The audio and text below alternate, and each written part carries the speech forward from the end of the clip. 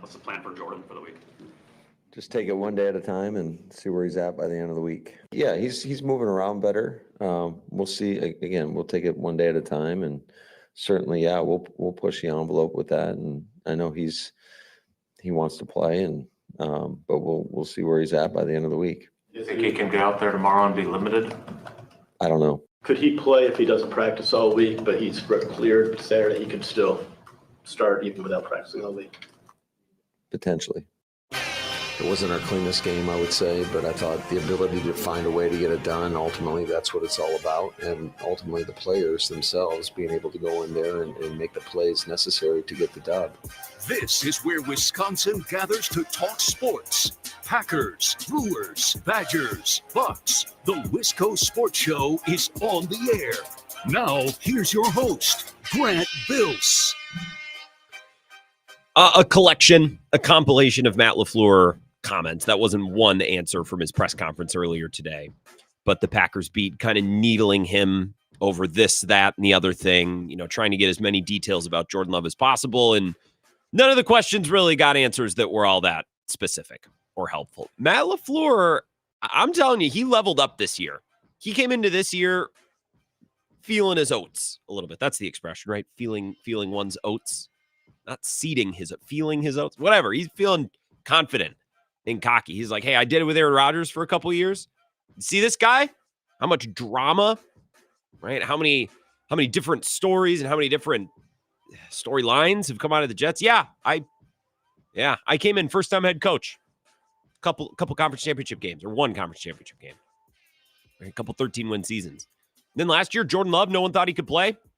Yep, made it work. Game away from the NFC Championship game. Probably should have won that conference championship game. We had a kicker, probably would have been in that conference championship game. And he comes to this year feeling himself a little bit. And I think it shows up in press conferences.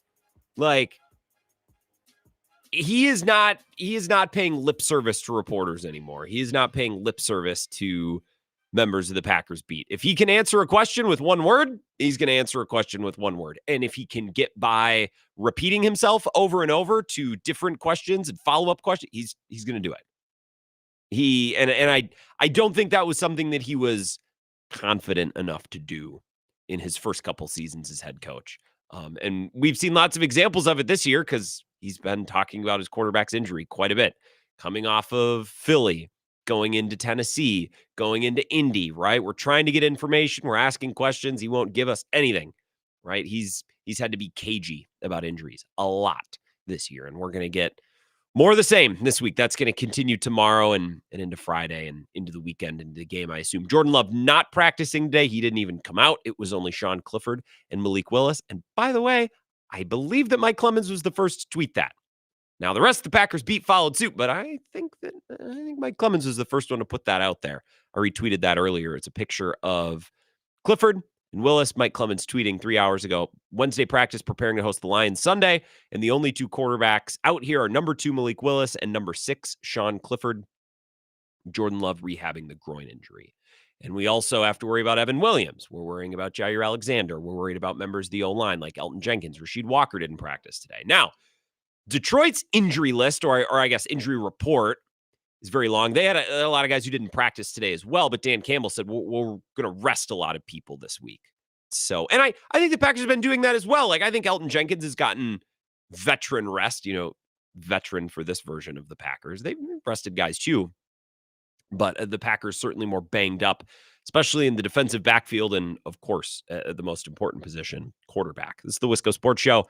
My name is Grant Bills. I will do my best to bring you injury updates throughout the week as they happen. I'll probably play you some comments from Matt LaFleur's presser earlier today just to make sure we all are on the same page. We have the information. We've heard from the head coach, but it was a boring presser. Like, it's not an enjoyable listen. So I'll bring you the facts as the show goes along, and we'll definitely have conversations about Malik Willis and Jordan Love, and I'll play you comments from Matt LaFleur, but it's boring stuff, so we're going to power through it the best that we can.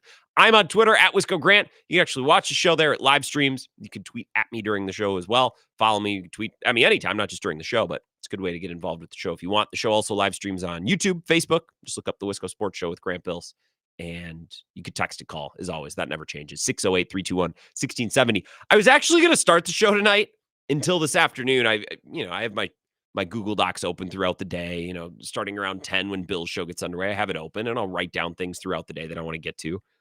And the big story this morning, and the big story continuing through the day for a lot of sports talk shows around the country, is this Yankees fan jacking up Mookie Betts' arm last night. And I was going to say some things about it. Talked about it with Ebo this morning, talked about it at the beginning of Bill's show. We didn't touch it again. But the more I hear other shows talk about this guy and the more that I see writers writing about this guy, I don't want to pay this any mind. Like, my biggest pet peeve, or one of my biggest pet peeves, is adults acting like children.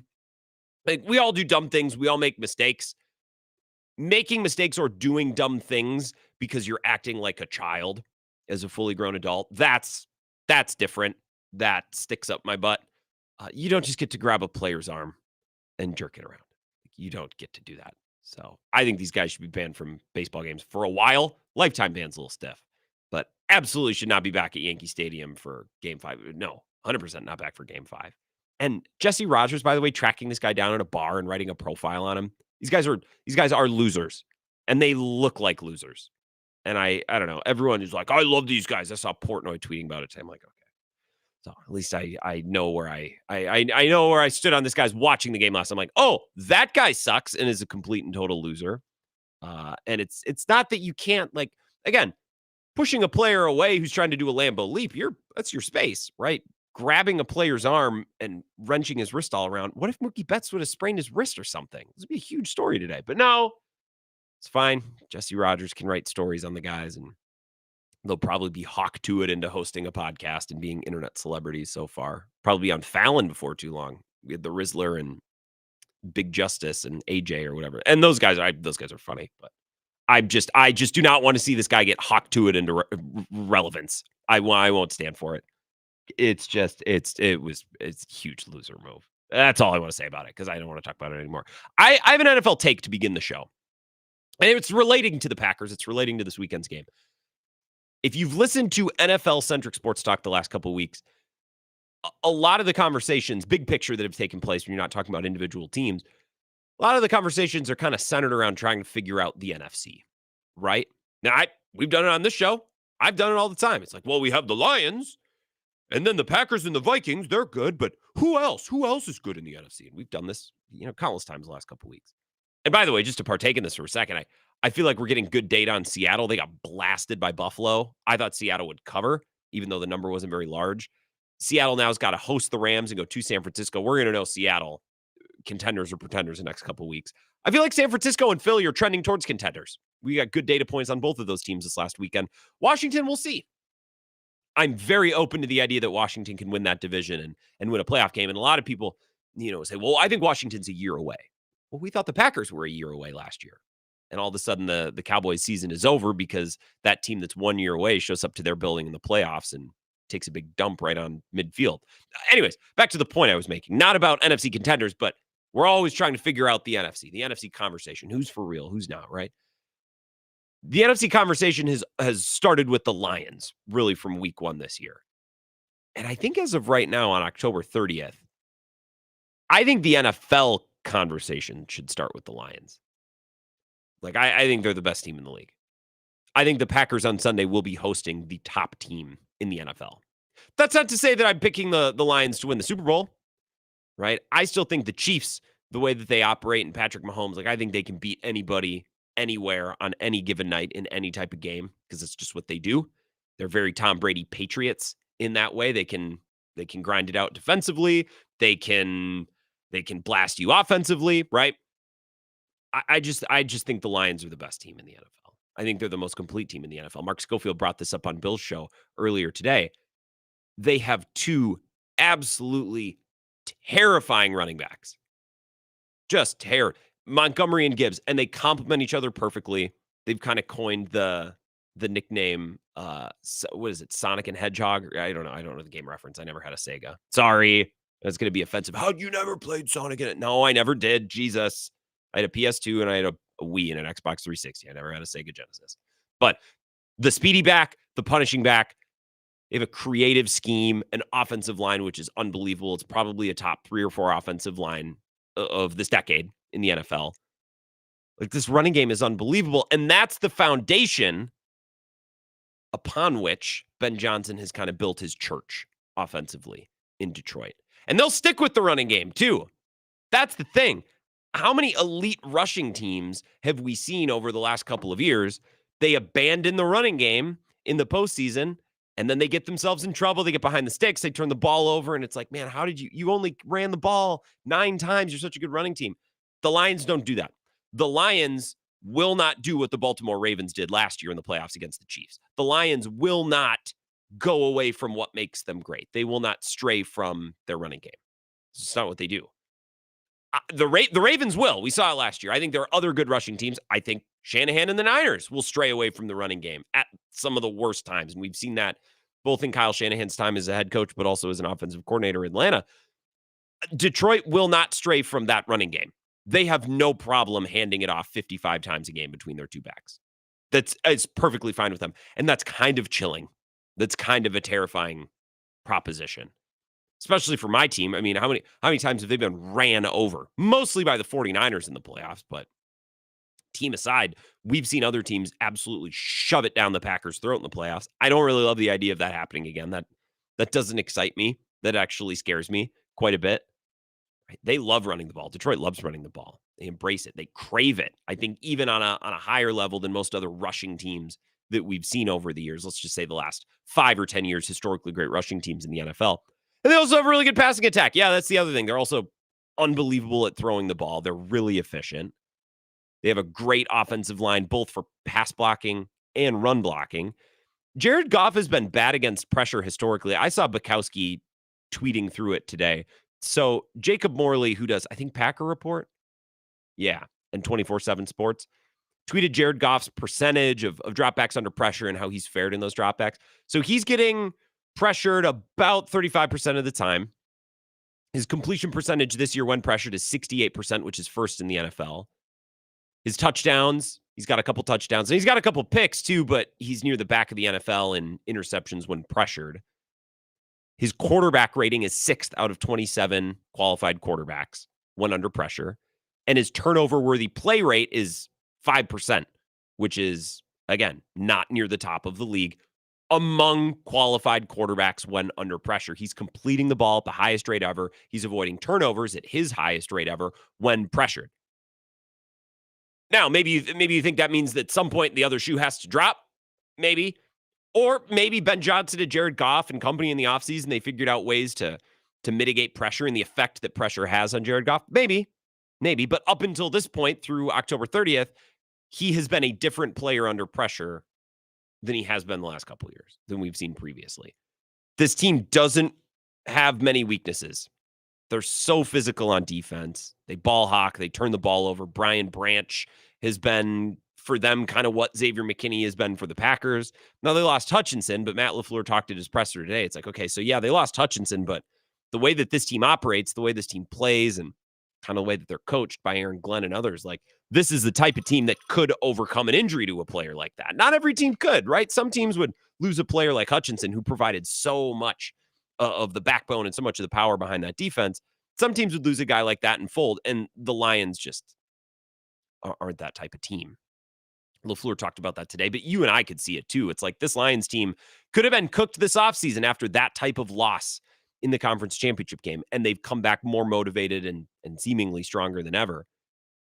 The last thing about the Lions that scares me, and then we get to some of your calls and we can kind of center back in on the Packers.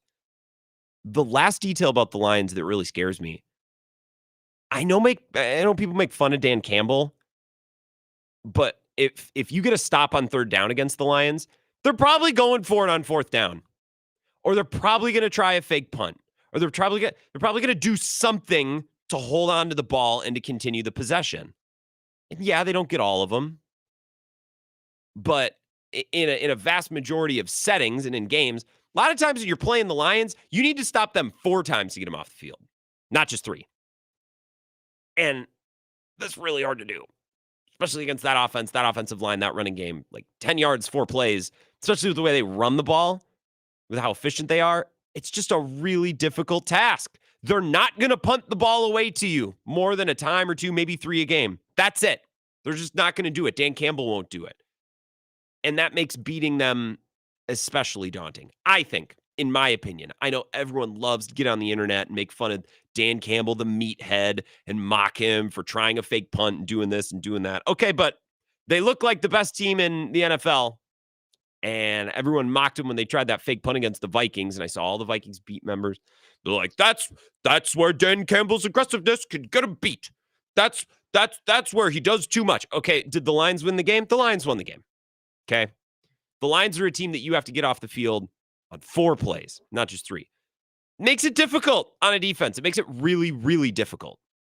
So I'm feeling daunted. This is the point of this segment. That's the point of the opening couple minutes of the show. I am feeling daunted. I think this is the best team in the NFL, not just in the NFC.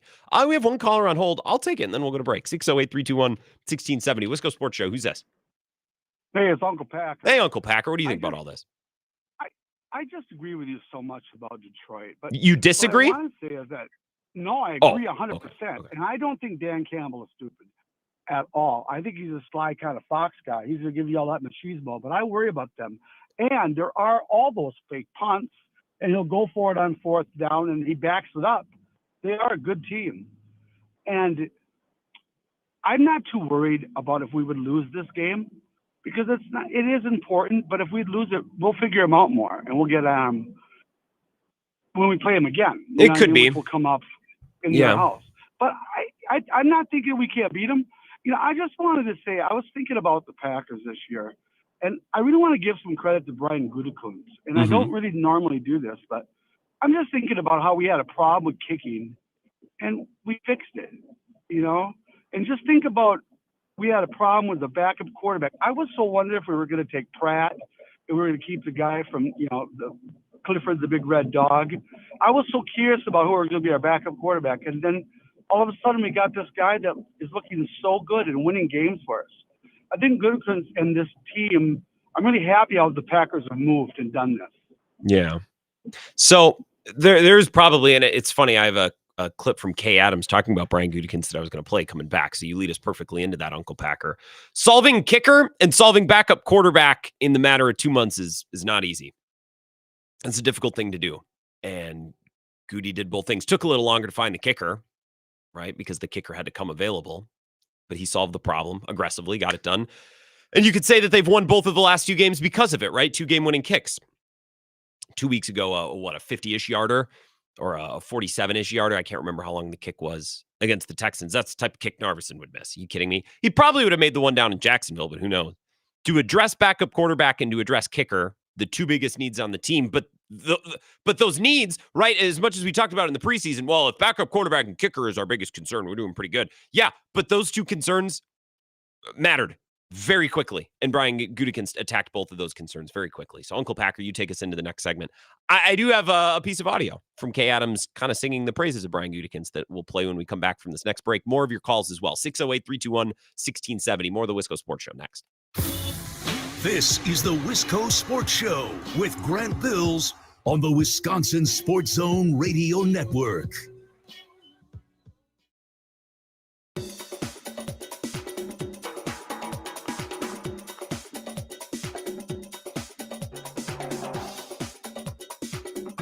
The Wisco Sports Show will resume in 3 minutes.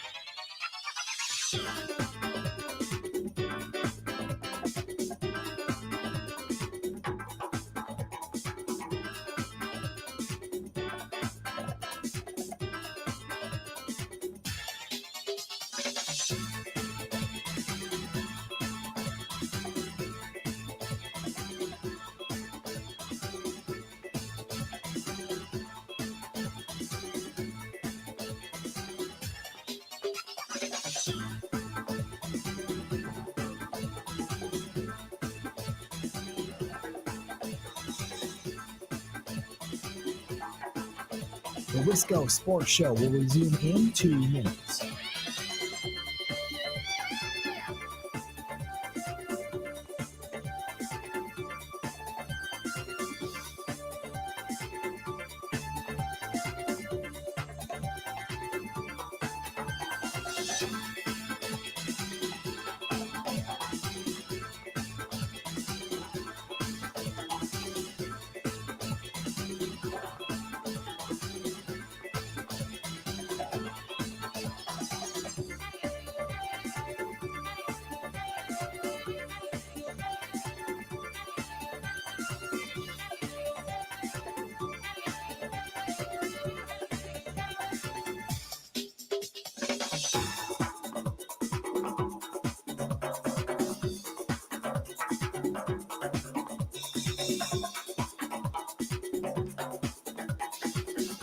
The Wisco Sports Show will resume in 1 minute.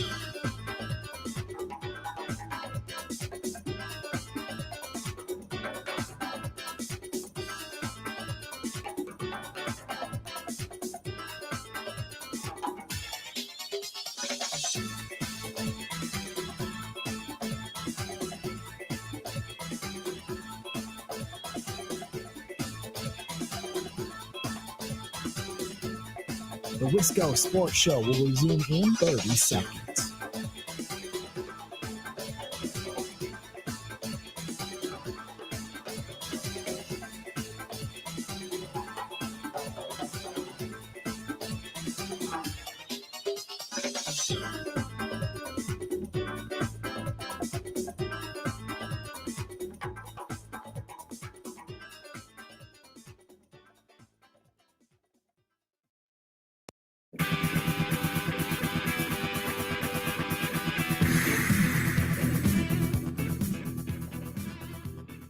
Continuing the Wisco Sports Show. Oh, and by the way, I forgot to mention, Jesse Temple's going to be here later, 5:30. We'll talk Badgers football with Jesse from The Athletic. You hear him on The Camp with Zach Heilprin, our sports director, Zone in Madison as well.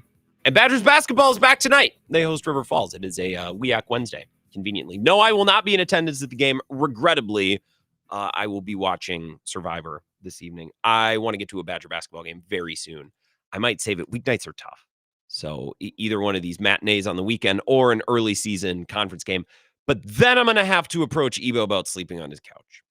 And I love doing that, but do I want to do that if the reward is an exhibition game against River Falls? Probably not. To your calls. And then I have some audio from Kay Adams, and we can talk more about Brian Gutekunst to Uncle Packers Point. 608-321-1670, Wisco Sports Show. Who's this? Boom! What up, Grant?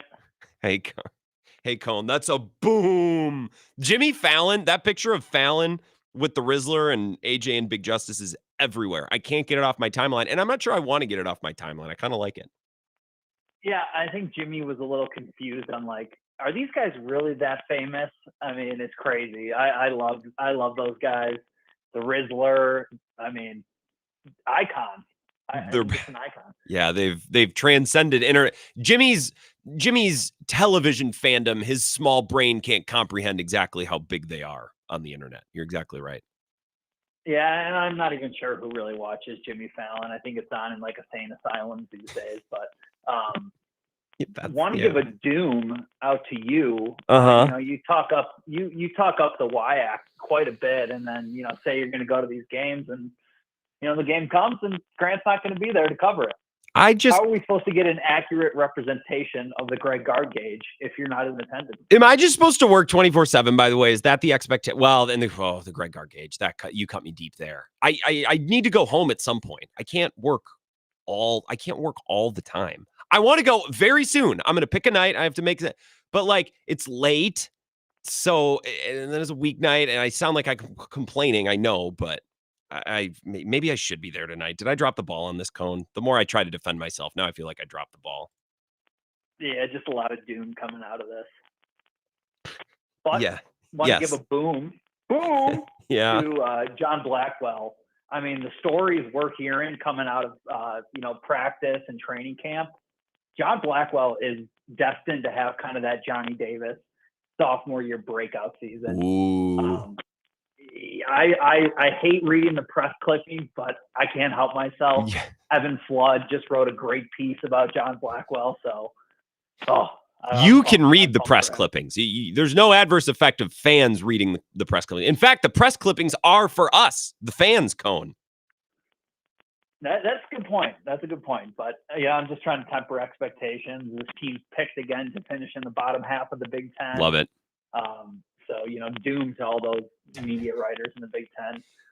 Also doom Johnny Davis.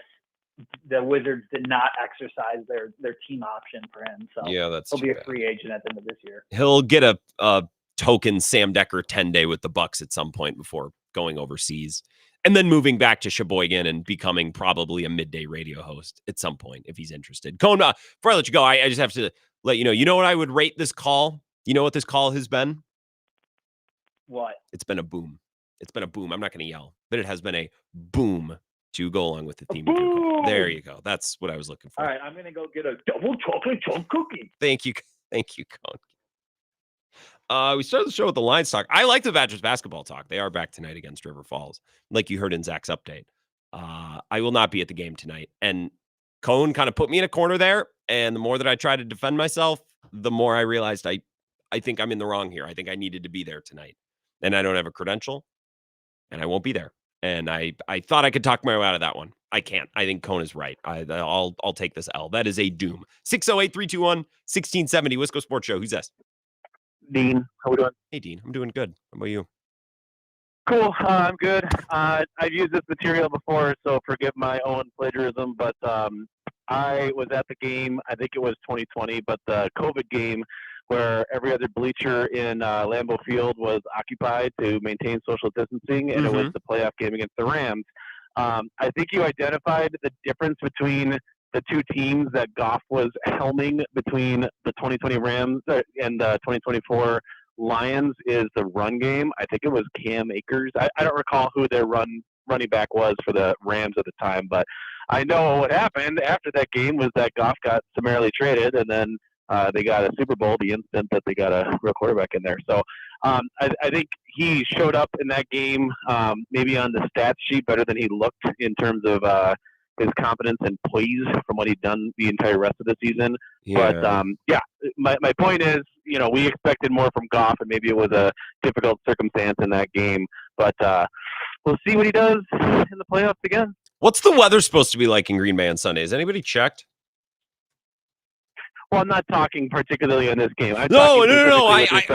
Yeah, I know. I'm adding to what you're talking about. And by the way, Dean, I'm looking at the box score. Yeah, Jared Goff, I don't remember him being great in that game, but he was 21-27 for 170 yards, a touchdown, no picks. That's not bad, right? That's not poor.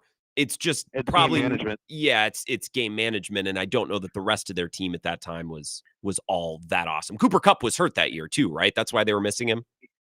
Oh, I call him Cupper, but yeah. No, and I think they're not going to have all the points like they did this last week where, the first half where he had like 28 yards, but they were up by 35. I mean, whatever. You're not going to be able to pull out those kinds of numbers in a playoff game. The Vikings almost got him. In fact, they should have got him, but I'm biased on that. Dean. I am not biased when it comes to that Packers-Rams game in 2020. I was definitely just along for the ride. Somebody gave me free tickets. So, Dean, you want to hear the weather forecast for Sunday? This is actually massive. This is something that we should spend some time talking about today. This is a boom. That's what this is. 55 degrees and raining, and the rain is supposed to strengthen over the course of the day. A light shower in the morning becoming a steadier, heavier shower in the afternoon. That's a huge deal for this matchup, for this particular matchup on Sunday. Is that the stat of the day? I don't even. Yeah, the forecast of the day. Yeah, that's that works. I mean, Jared Goff, Dean, I appreciate it. Jared Goff cannot play outside. He can't play in the elements. Now, if it was 65, 70, and sunny, like it was against the Texans 2 weeks ago, this is significant. Now, the Lions' run game is absolutely unbelievable. So if Jared Goff doesn't have to throw the ball at all, it might not matter. So I hope that Jeff Hafley's getting with them boys this week and is like, hey, we are not going to give up yards on the ground. We can't let them beat us on the ground. Going to get Quay Walker back this week. Eric Wilson's been really nice. I think that's a piece. Edgerrin Cooper only continues to get better and better. NFC Defensive Player of the Week, or was it NFC or just Total Player of the Week? I don't know. But in any event, very significant. Pack-A-Day Podcast had it first. By the way, Andy, Perry, and I all picked Edgerrin Cooper as our player of the game, courtesy of Luigi's Pizza on Sunday night. So the NFL finally caught up to the news. That is significant. That's huge. We're going to talk more about this. I didn't check the weather forecast yet. That's on me. Again, I'm kind of dropping the ball so far through 31 minutes of the show. That's what I've realized. I'm not at the Badger game tonight. I didn't check the forecast until the show started. That's a huge story. One more call, then we'll take our break. 608-321-1670. Wisco Sports Show. Who's this? Hey, you got a tone roller sandwich with Dean in the middle there. That's good stuff, right, Tony. This is a boom. Yeah, hey, you got to check the weather. This is why. Jared Goff, dome quarterback, California kid, going on the road to Lambeau. Lions have won 2 in a row at Lambeau. I cannot remember a visiting team in our division winning 3 in a row since the Bears. Well, someone's got to fact check me on that. The Packers, and now I have to go back and look, but I remember they went dozens of years before they won at Lambeau. And it happened I was visiting friends at UW-Madison. We watched so when did that event? Like 2015 or 2016. And it was a game where the Packers got the onside kick and then got a Hail Mary attempt. Like it was close. Or they had a field goal at the end or something. Do you remember the game I'm talking about? I'm going to look it up. Vaguely. Okay. Vaguely. This is more research I'm doing on the fly. But to your point, Tony, it was forever before the Lions ever even won a game at Lambeau Field. I think that like since the 90s until just 20-something years. I think Barry Sanders, I want to say 1993, 4-ish or something. 91. Actually, it's probably 1991. Let me fact check myself. I think it's 1991 Barry Sanders beat us. Barry Sanders. That sounds about right. I think it was 91 was the year that came to mind, but that's how long it was. So to your point, and I'm not just trying to flex my Packers knowledge because I'm a little shady on the years, but you said you couldn't remember the last time that, a divisional opponent had won many games in a row. I mean, we went entire decades without the Lions ever winning at Lambeau Field, let alone back-to-back games. Okay, so I know you're up against it really quick. Not really. We got time. Okay. Couple of things. I mentioned this on Bill's show. LaFleur is an underdog, 17-12, winning the game outright. That's impressive. Then I looked at Dan Campbell as a favorite. He's still pretty good too. So this is going to be a really good game. Ben Johnson, who's probably going to be your hotshot next head coach, going against this defense that's looking pretty solid. I'm excited for this game. I do think we can run the ball. I do think Malik Willis is going to play. I do think the Packers can win. Would I pick them to win? No, I would pick the Lions because I think the Lions are going to the Super Bowl. But if the Packers do win this game, Grant, they would play mind games with the Lions. The Lions would be thinking, we can't beat their backup quarterback. How are we going to beat them again? Do we, by the way, as a community, we know nothing for sure, but gut feeling, do most of us believe that Malik Willis is going to start on Sunday? I do. I think Malik's going to start. I think he's going to play well again. I think so too. Jordan Love didn't practice today. If he was out there even in a limited capacity, and look, if he practices tomorrow and is moving around, great. Maybe they just wanted to give him some rest. I suppose. Just feels like it's trending towards Malik Willis on Sunday. Yeah, it is, and this is going to be a really good game. Again, if the Packers win, I think it's going to put them in the driver's seat mentally, and also I think with the with the division standings, given that tiebreaker against the Lions. And also, Grant, let me ask you about this baseball really quick. Please. If that was a Brewers game, would you have been happy that fan was trying to defend our turf? No, Wisconsin, I'd be Milwaukee fans? I'd be annoyed because you don't do that. You could hurt the guy, and then that makes our fan base look bad. Okay, that's fair. I mean, you're just a nice guy, though. There's a difference between I am also going to try to catch this ball, and once the ball's in the guy's glove, like wrenching at his hand and arm like a child to try to take it away from him. There's a difference. I'm with you. I'm a good Catholic boy too. I would never do that. I just think as a Wisconsin fan base, we're kind of soft, and sometimes I'd like to see us get a little bit more aggressive. Sure. I mean, but does that mean we want to grab the players from the first row? Like, I don't think those two things are connected. Just get loud. I want teams to be scared to come into our home stadiums. I don't think they're scared to come to Milwaukee or Green Bay anymore like they used to. I think we're connecting so many things to this situation that we have no business connecting to this situation. I think that's like, yeah, I want Milwaukee to be a tough place to play too. That doesn't mean we grab players and try to rip their glove off. That's how you hurt someone's wrist in a World Series. And those guys get a profile written about them. What a sick joke. This chicanery. I've been rewatching Better Call Saul, so poor Chuck. By the way, and I've said this before, the first 2 seasons of Better Call Saul, the first 2 or 3 seasons are the best. I like the Breaking Bad stuff towards the end, but just the HHM, the Chuck storylines at the beginning. Excellent. Couple-minute break. We'll come back, continue this. And we got to talk about the weather. Weather watch. Lambeau's going to be a slop fest on Sunday. That's a big deal. We'll talk more about that next. This is the Wisco Sports Show with Grant Bills on the Wisconsin Sports Zone Radio Network.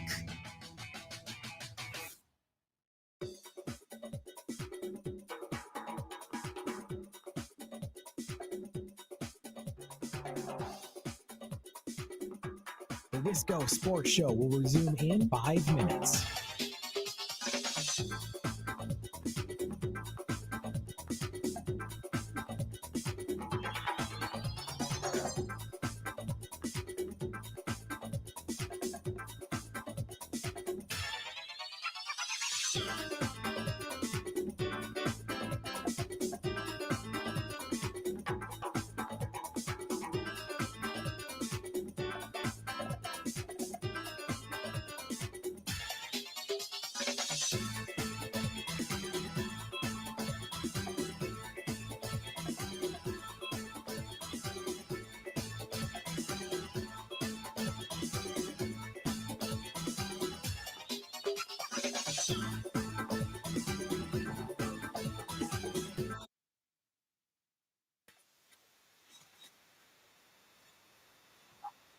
Sports in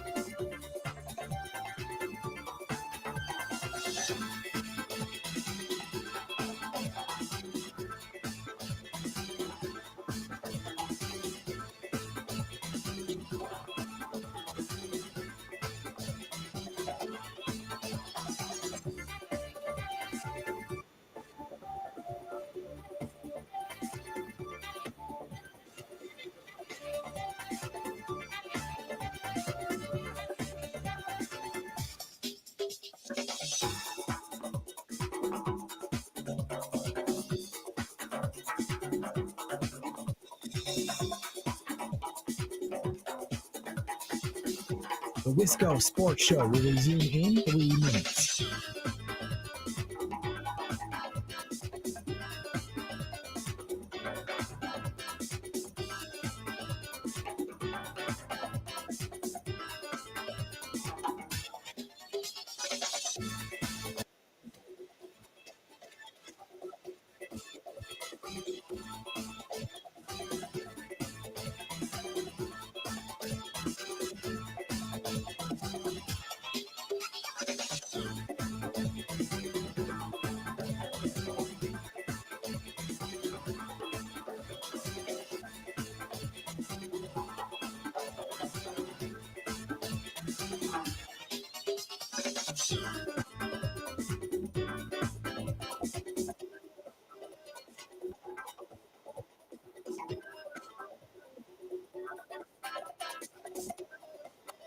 The Wisco Sports Show will resume in 3 minutes.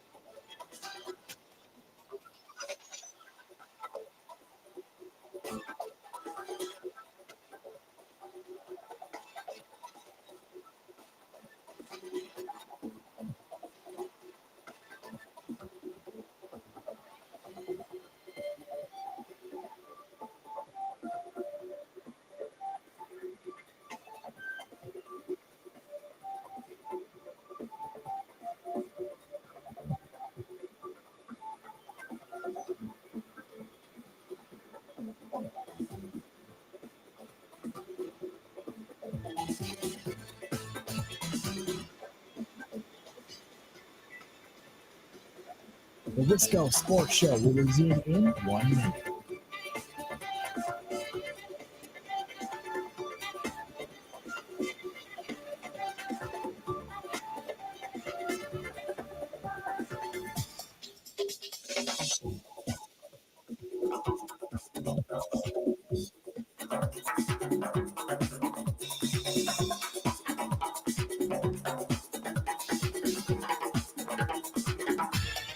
The Wisco Sports Show will resume in 30 seconds.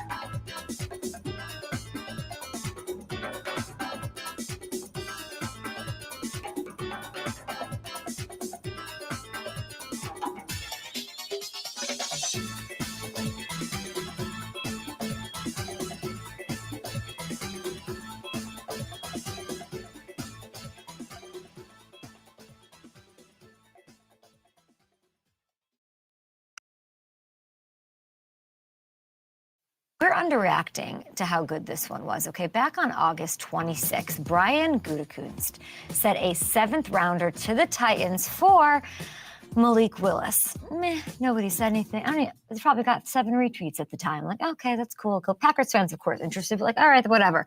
Kind of a snoozer, or so we thought. Most of the stories, were sort of lamenting Malik's career, what it was, what it should have been, all this.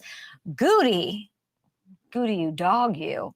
You clearly saw something in him and LaFleur and in LaFleur to say you can get the best out of him. And it's been amazing. They didn't have to make this trade, people. The Packers had 3 quarterbacks behind Jordan Love on the roster going into camp. He should have punted or could have punted and rolled with what he had, like we've seen a lot of GMs do and like a lot of them should. But Goody's on his unrelenting belief in himself, his willingness to leave no stone unturned. That is what has kept Green Bay's season afloat, people.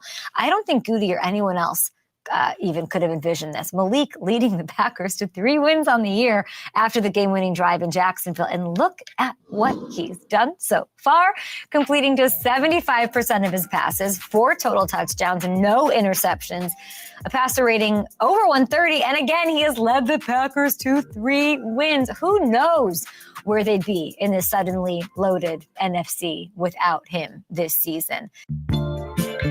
That's Kay Adams, I think FanDuel TV. Although now aren't the Bucks and Brewers on FanDuel TV? I thought that was Bally Sports. Doesn't matter. You all know who Kay Adams was. She used to be on NFL Network. She's a good show. Talking about how Brian Gutekunst, you dog you. She said, you dirty dog.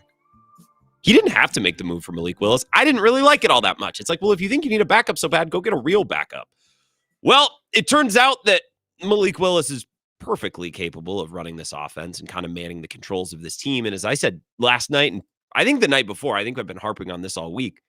Like, if we've learned anything from the Malik Willis experience through his 3 starts or 3, I guess, games that he's played, he started twice, and then he came in relief for Jordan Love in Jacksonville on Sunday. The O-line's really good. The running game's really good. The wide receivers are really good. Like, Malik Willis doesn't have to do a whole lot, and it looks very easy.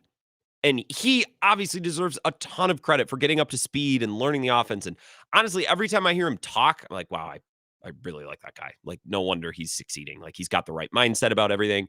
I remember when he got to Green Bay and then he was pressed into service to start against the Titans, and everyone asked him, like, hey, man, like, is this a get back spot for you? Like a nice revenge game? Do you want to stick it to the Titans? And he's like, no, man, the Titans, they were the team that drafted me. They gave me a shot and they paid me the whole time I was there. Like, why would I, and probably deep down, like, for the sake of him as a pro, like, he wants to improve and he wants to show, the fans in Tennessee and those who watched him in his first NFL action, like, no, I'm getting better. I'm improving as a player. I'm that's human nature, right? There's a certain selfishness that's just ingrained in all of us. But to have that approach and say, no, man, they're the team that gave me a chance and they paid me. I love that comment. They paid me, right? When I was there, it's not like I was working for free. Like, man, as much as I align with my generation, that's something that my generation, that we do love to complain about our job. And at the end of the day, it's like, well, you get paid for a reason, right? Like, the Titans were paying him.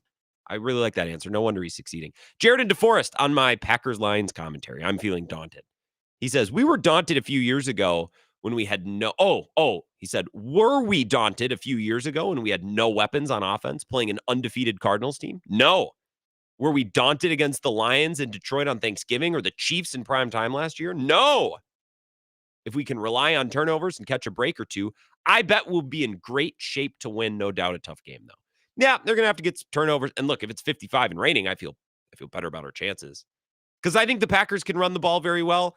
I don't know that they can run the ball as well as the Lions, but if they can be 85, 90% of what the Lions do, and then Malik Willis adds in a little bit more, I trust Malik Willis more. Shockingly, I trust Malik Willis more in the conditions than Jared Goff. Al in Eau Claire says, the thing the Packers must do against Detroit is start fast and get points on the board and force Detroit to play catch-up. I agree. I mean, that's good against any opponent.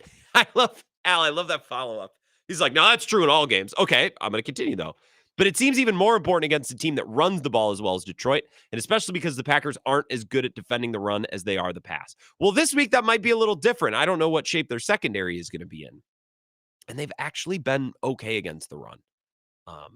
Have they been on? Like, Mixon got hot for a stretch, and Tank Bigsby had some nice plays. But, guys, the other team's going to make some plays. Jeff Hafley's defense, even when they're playing well, isn't going to pitch a shutout wire to wire, passing or running. And I think there's got to be a huge emphasis on the run this week for Jeff Hafley with these conditions and that offense. It only makes sense to me. Bart says 3 Badger home games next week. Well, then I'll try to go to one next week. I got you covered. One more text. This is also the Lions' first game outside all year. Yeah, they've been in domes all year. This is the first time they've been outside. And I thought when we looked at the schedule at the beginning of the year, it's like, oh, well, Detroit's going to come to Green Bay, but they're going to come right after Halloween. Like, it probably won't even be that chilly outside. Probably still be a pretty nice weather game. But looking at least a couple days out, not the case. 55 and rainy on Sunday, which I think very much so benefits the Packers. 608-321-1670, Wisco Sports Show. Who's this? You are right. Your generation doesn't do much. So for once, we finally agree. Well, we do some things very well. Every day, Well, Dave, every generation has the annoying things that they do. There's no perfect generation. We can agree on that, right? Well, we are. My generation, because we got to support your generation. But that's not true. Who's supporting me? How is your generation supporting me directly? Well, I don't know. I mean, you probably got a free student loans or free something to go to college, but not at all. But that's fine. Continue. Anyway, let's see. Now you got me on my. Oh yeah, two things. One, the LA Dodger thing. Yeah, I want every player who comes into Wrigley Field, I want them scared to death to go over that sideline. If it means knocking them on their butts and getting kicked out, I want every player when they come within 5 feet of that sideline to be scared to death. So what that guy did from New York, more power to you. You were a child. You're a child, No. Dave. You were a child. It's called intimidation. It's called intimidation when you come into my park. No. I don't want to make it easy for you. Like, everybody get out of the way. This guy's going to make it out. I'm not saying get out of the way, but you can't grab onto him after the play's over. Come on. Well, you can't grab him, but there's some things you can do to make sure that when he comes over there. That I agree with, but I don't know. People saw what happened last night. They're like, yeah, that's home field advantage. Like, no, it's not. You can't grab players. You can yell. You can try to make the play. That's actually a cool wrinkle of baseball, right? You would know that as a Cubs fan with Bartman. But once Betts makes the catch, you can't grab on and pull him around. You're gonna get him hurt. Well, if he gets hurt, personally, I don't care. Yeah. The guy's making $100 million a year, and when you come into my park, guess what? Suck it up. But the other reason I called was we can't have Jordan Love playing on Sunday. If it's going to rain and be a sloppy field, I don't want that guy in the field anywhere. 9 interceptions. He can't move. He's got a sore groin, a bad knee. He's not going to be able to move around in the pocket. Give me somebody who can at least pull the ball down and get that 3rd and 4 and 3rd and 3 and keep the change going. I don't want $55 million man with 9 interceptions because Detroit's too good. Bing, bang, bong with our defense. You're down 7-0. Yeah. No, and I think if Jordan Love can't move, I think it's going to be Malik Willis. Because we saw last week, like Jordan Love his arm was fine. It's just his mobility. He couldn't be under center. If Jordan Love can't line up under center, I would just rather do Malik Willis. Because the rest of the team, Dave, is great. It's got a lot of good wide receivers, tight ends, running game. I would rather a lesser quarterback who can facilitate that be on the field. Yeah, but he has a bye week, so when he has a bye week, let him go rest it up. But anyway, all you guys, you come in Wrigley Field, don't come anywhere near my seat. You get knocked on your ass. This is such a bad take. Any Badger basketball thoughts before I let you go? Oh, hey, Monday night. All I got to say is this schedule is the worst schedule in my, how long have I been going? 40 years I've been going. It's the worst garbage schedule I have ever come across in my life. They play Arizona on November 15th. Outside of that, wow. Well, who do you expect? It's not like they're going to bring 5 or 6 ranked opponents in non-conference every year. Come on now. No, but I mean play any. They go to Marquette, and they got the tournament, which is a couple crap shows. Big Ten schedule is phenomenal. Now, that's one of the best Big Ten schedules ever because you got Washington coming, Oregon coming. I'm excited for it, man. I'm excited to see what these 4 transfers are going to do, and if they're going to bring something to the table. And guard is going to mix it up a little bit. And I mean, we still got the 2 powder puffs in the middle, like the Bucks. Let's hope Stephen Crowell. We still have him. He's the one person I wish would have just gone away. Woof, the Magic Dragon, But, where would you power rank Fickle, Guard, and Hastings right now? Fickle's last because he came into a program with nil money and a set program where you got millions and millions of dollars. He stinks. Hastings' second year. Last year would have been pretty good, but this year, I mean, what a step back. So he's down to 2. Guard has longevity. I mean, people who criticize him, I mean, the guy makes the NCAA tournament, and does he make mistakes? And he has some crybabies like he had last year. But hey, this is the first year Guard actually went out. I mean, he put an effort in this what do you call it, transfer portal. Let's see how he does. Guard's moving and shaking. I think Guard had a great offseason. I think this team's going to have a couple pieces that are going to fit really nicely this year. Yeah, they have Holy Cross, Montana State, the Cats, not the Grizz, unfortunately. I'd go all out to see the Grizz. Okay, so next week, let's see. Is there a night I can go to a game? They'll be at home on Monday and Thursday. Maybe Thursday. Maybe I'll go see them play the Cats. Let me send some messages. Let's see if Ebo's couch is available that night. It'd be a late night. Zach, I know Zach wants to go do some journalism with me, so I'll text Zach too. I'll send some messages. We'll talk more about this. We'll wrap up hour number 1, the Wisco Sports Show next. This is the Wisco Sports Show with Grant Bills on the Wisconsin Sports Zone Radio Network.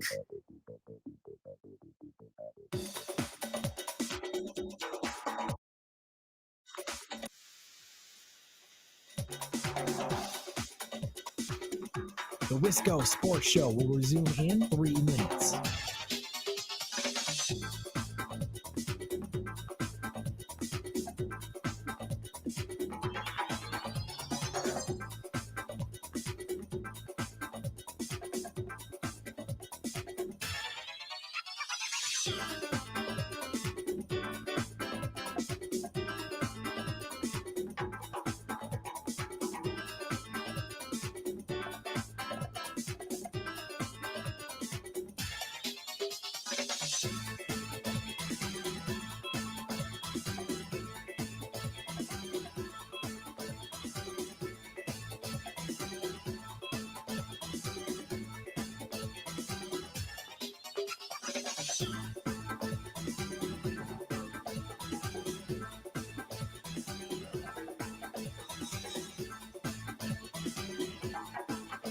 The Wisco Sports Show will resume in 2 minutes.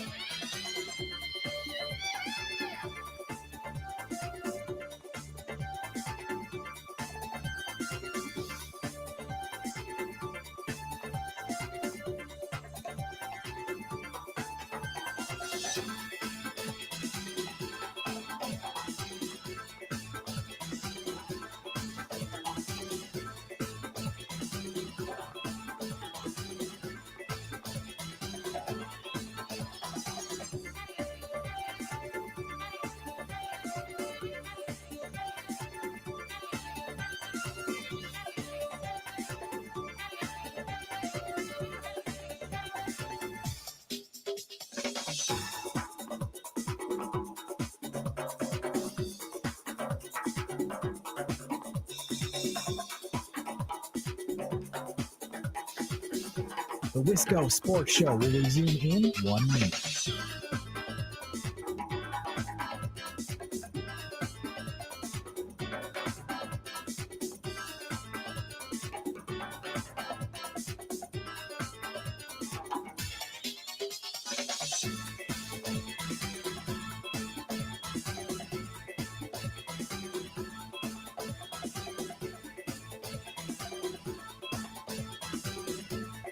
The Wisco Sports Show will resume in 30 seconds.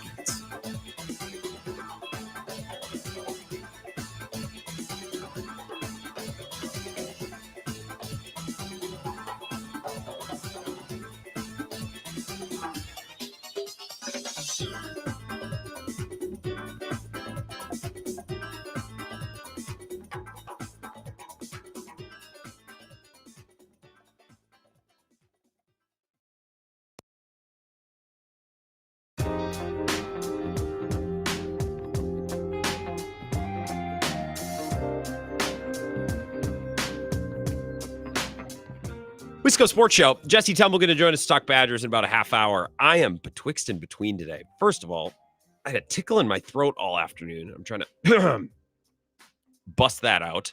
And then now I got something in my eye. If you're watching on the live stream, I keep rubbing my eye. There's something in there. I don't know what it is. I don't know. Maybe it's my daunt concerning the Lions coming to town. I think the Lions are the best team in the NFL. I just think they're so complete. And I think Dan Campbell being aggressive on fourth down and trying fake punts, trying to steal extra possessions and avoid punting the ball away. I think that's part of what makes them so difficult to beat. You got to get them off the field in 4 plays, not just 3. It's really difficult. And yeah, sometimes it backfires, but I think by and large, it is a huge advantage for them. It's a huge edge. Oh, what about that fake punt against the Vikings? Did they win the game against the Vikings? They won the game against the Vikings. So I don't know. The football sphere, the football blogosphere, Twitter sphere loves to pile on coaches when they go for it on fourth down. They're aggressive and it doesn't work out. But I don't know. It just bothers me. Like I think Dan Campbell I think his aggressiveness is an asset to this team, especially with that running game and that O-line. Why are you punting the ball away? You have 4 plays to get 10 yards. I don't understand why you would be willing to punt in most circumstances, and I don't think they will be on Sunday. It looks like the forecast is 55 and rainy, which is going to limit the Lions and really limit Jared Goff. He hasn't played outside yet this year. He's not good outside. He's not good in the elements, okay?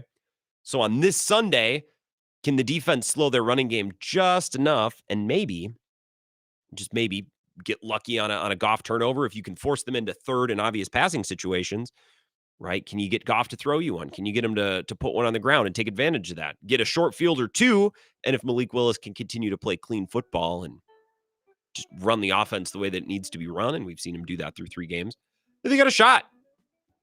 I wouldn't pick him. I wouldn't bet on him, but the path is there. And I think that's in football, that's all you need. All right, what's our path? What's our potential path to victory? Okay, now how do we build a bridge from here to there? How do we try to make that situation, that scenario as likely and as achievable as possible? Let's come back. 2-minute update from Zach Heilpern. We'll continue the Wisco Sports Show next.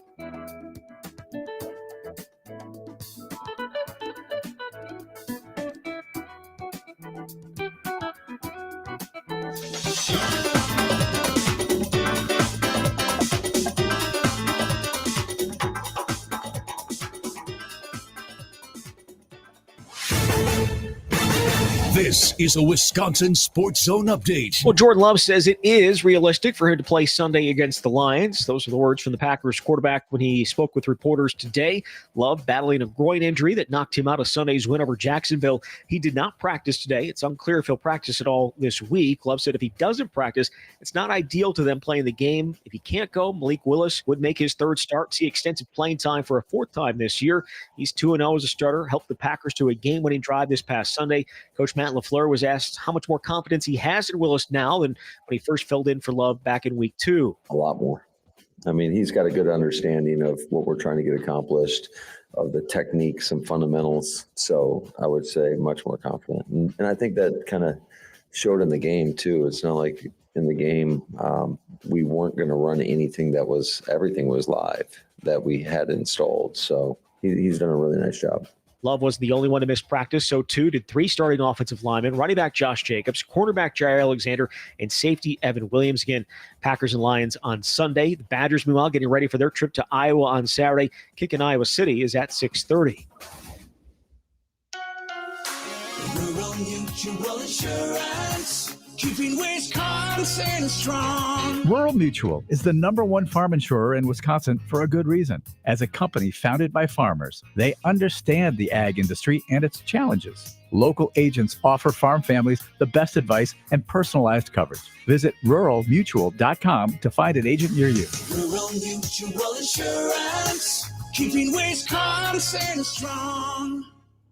Well, the Wisconsin basketball team playing its lone exhibition game tonight with Division III River Falls in town. Tip is at 7. They will open the regular season next Tuesday against Holy Cross. With this Wisconsin Sports Zone Network update, I'm Zach Heilpern. What's the plan for Jordan for the week?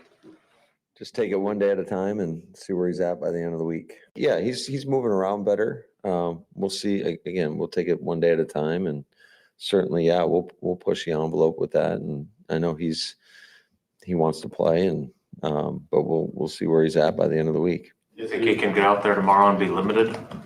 I don't know. Could he play if he doesn't practice all week, but he's cleared Saturday? He can still start even without practicing all week. Potentially. It wasn't our cleanest game, I would say, but I thought the ability to find a way to get it done, ultimately, that's what it's all about. And ultimately, the players themselves being able to go in there and make the plays necessary to get the dub. This is where Wisconsin gathers to talk sports. Packers, Brewers, Badgers, Bucks. The Wisco Sports Show is on the air. Now, here's your host, Grant Bills. I know this isn't directly related to Packers Lions coming up this weekend, but you guys been following this Anthony Richardson saga at all in Indy? It's just bizarre. They drafted him 4th overall last year, and they're benching him after only 10 starts. And he got injured last year. And he hasn't been good this year. I'm not saying he's been good, but from an organizational standpoint, it seems like a move based in self-preservation for Chris Ballard and for others. It's like, no, we have a decent roster. We need to win games, or our jobs are going to come into question. Okay, well, if you don't have the stomach to develop a complete and total project, then don't draft him at number 4, or don't draft him at all. It's very interesting. So Shane Steichen comes out this week and said, we're going to Joe Flacco. And some of the sound bites, some of the quotes coming out of Indy this week have been, I don't know, very interesting to say the least. Like this quote from James Boyd, who is on with Bill. He covers the Colts is he with The Athletic? I think he is. Yeah, he's a good follow. He's with The Athletic. He tweeted this quote from Josh Downs, Colts wide receiver, in the videos there too. Quote, at the end of the day, Joe Flacco, is like 40 years old. So he only has so many more years, I'd say. AR is 22 or 23. He's the number 4 overall pick. I know he's going to start again. It's just weird. And then one of the players, I think it was it Michael Pittman or one of the Colts wide receivers was like, I found out on social media. Another thing, by the way, about this generation, dude, just get off your phone. Just stop looking at Twitter during the middle of the workday. Be present with your teammates. Be present with your coaches.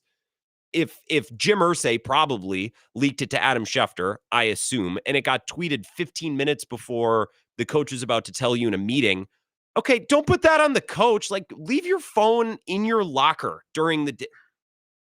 I don't know. I saw the news on social media. Well, what are you doing on social media? It's like, oh, I saw a spoiler. Well, were you Googling the movie? Like, come on. I don't know. And it was probably Irsay who leaked it, because owners like to do that stuff when they can. And that builds them capital. That gets them cred with insiders. That's currency that they can trade for this, that, and the other thing. Whatever. It's just an interesting scenario. It's like, well, we can't play Anthony Richardson. We're ready to win now. Well, then why did you draft him then? He's a complete and total project. And I don't doubt that they'll go back to him. I just don't know how the start, stop. I don't know how that helps a young quarterback. But what do I know? I'm only a Packers fan. We've only been doing quarterback right since, the first Bush administration, not the first George W. Or what was the first one? Was W is the first one? Or was that HW? Since the 90s, since the early 90s. How does that sound? We've only been doing quarterback right for that long. What would we know anything? Packers Lions, though, coming up this week, and that's what we're focusing on. I have a defensive thought that I'm going to give you in a couple minutes. Jesse Temple, The Athletic, going to join us about a half hour. But your calls as well. Encouraged, please. 608-321-1670. Wisco Sports Show. Who's this? Eric on I-90. Eric on I-90. Good evening. Good evening. How are you? I'm doing good. Excellent. Good. I'm out here on I-90, and it's like coming down like a cow pissing on a flat rock out here. I was going to say, is it raining? It sounds a little noisy. It's raining. It's raining really hard, and I am aware of this Flacco story. Okay. That's just how it goes, all right? We're going to have this Renaissance quarterback story now coming out, having a game of his life against my beloved Vikings. That's what's going to happen. That's what's going to happen. Well, I think so. I saw Matt Collar, who covers your team, Purple Insider. He's been a good friend of the show and to the network, tweeting last week. It's like, wow, this actually sucks for the Vikings. The Colts might have to play their better quarterback next weekend, the better quarterback on their roster, Joe Flacco. Right. Yeah. Every time the Packers play a team, they don't have their players, or they got some sucky quarterback, and we go play them, they bring in their better quarterback, and or they get a couple wide receivers back. So that's what do you want? What are you going to cry about your team's bad luck? You're 5-2.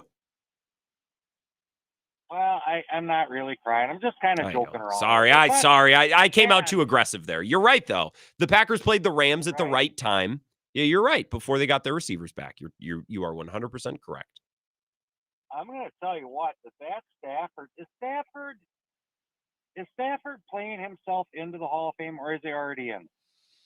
I don't know. I don't like throwing around I think Hall of Famers should be surefire. You should know. Like, if we're debating whether or not you're in the Hall of Fame, I don't think you're in the Hall of Fame. You know what I mean? Is that an unfair metric?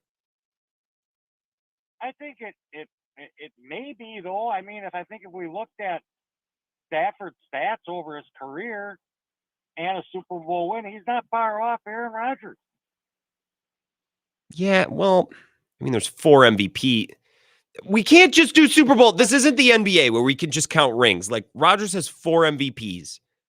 Like, that matters. He has more signature moments. He was in the playoffs way more often. Like, I know what you're saying. My opinion of Stafford has improved dramatically the last couple of years. Like, don't get me wrong. I used to think that he was mostly kind of like the sidearm merchant, would get hot sometimes in Detroit, but never really good enough to take him where they needed to go. But my opinion of him has gone up significantly.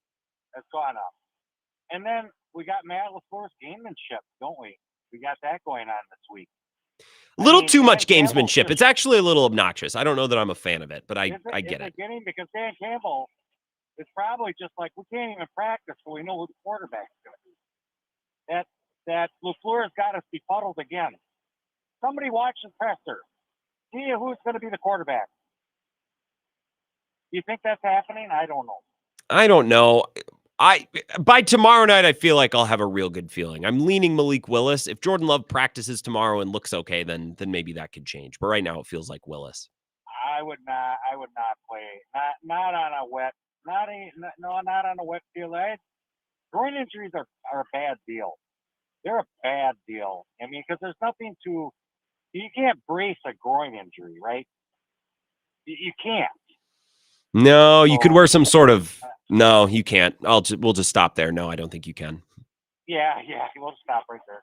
Let's end it. Oh, do you think that the NFL schedule makers put Chicago way late in Green Bay's schedule to give their rookie quarterback time to get better and the team to get better? Do you think they did that? It would stand to reason. Yeah. Not that Jordan Love got that luxury last year. Had to play him in week 1.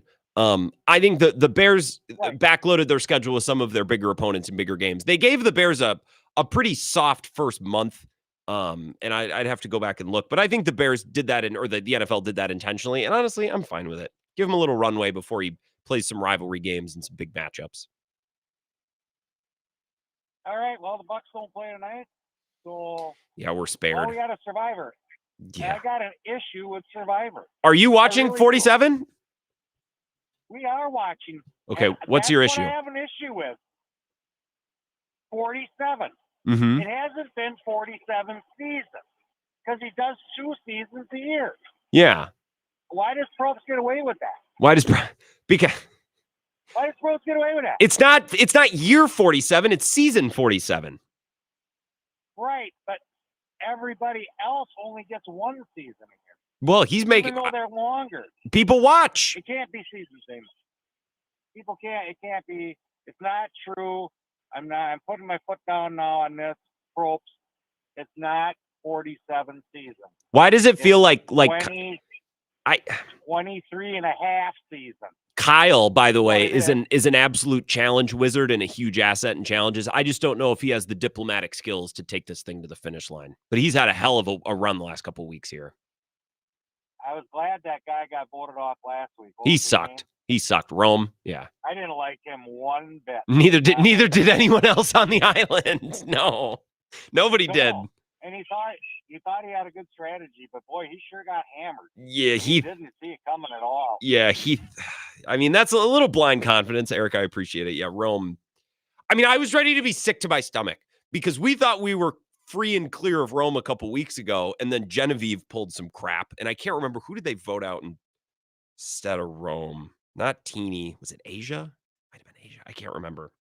And they're going to vote out Rome, and then all of a sudden they didn't. I'm like, no, he's almost gone. But he was a good heel. I think he went home at the right time for the entertainment value of the show, honestly. And sorry if you're watching Survivor. I don't know. Get with it. How does Probst get away with it? Thank you, Eric. Packers Lions. I have a thought on the Packers defense. We'll do that after our next break, and then we'll get to Jesse Temple at 5:30. More of your calls in the meantime. 608-321-1670. Wisco Sports Show. Who's this?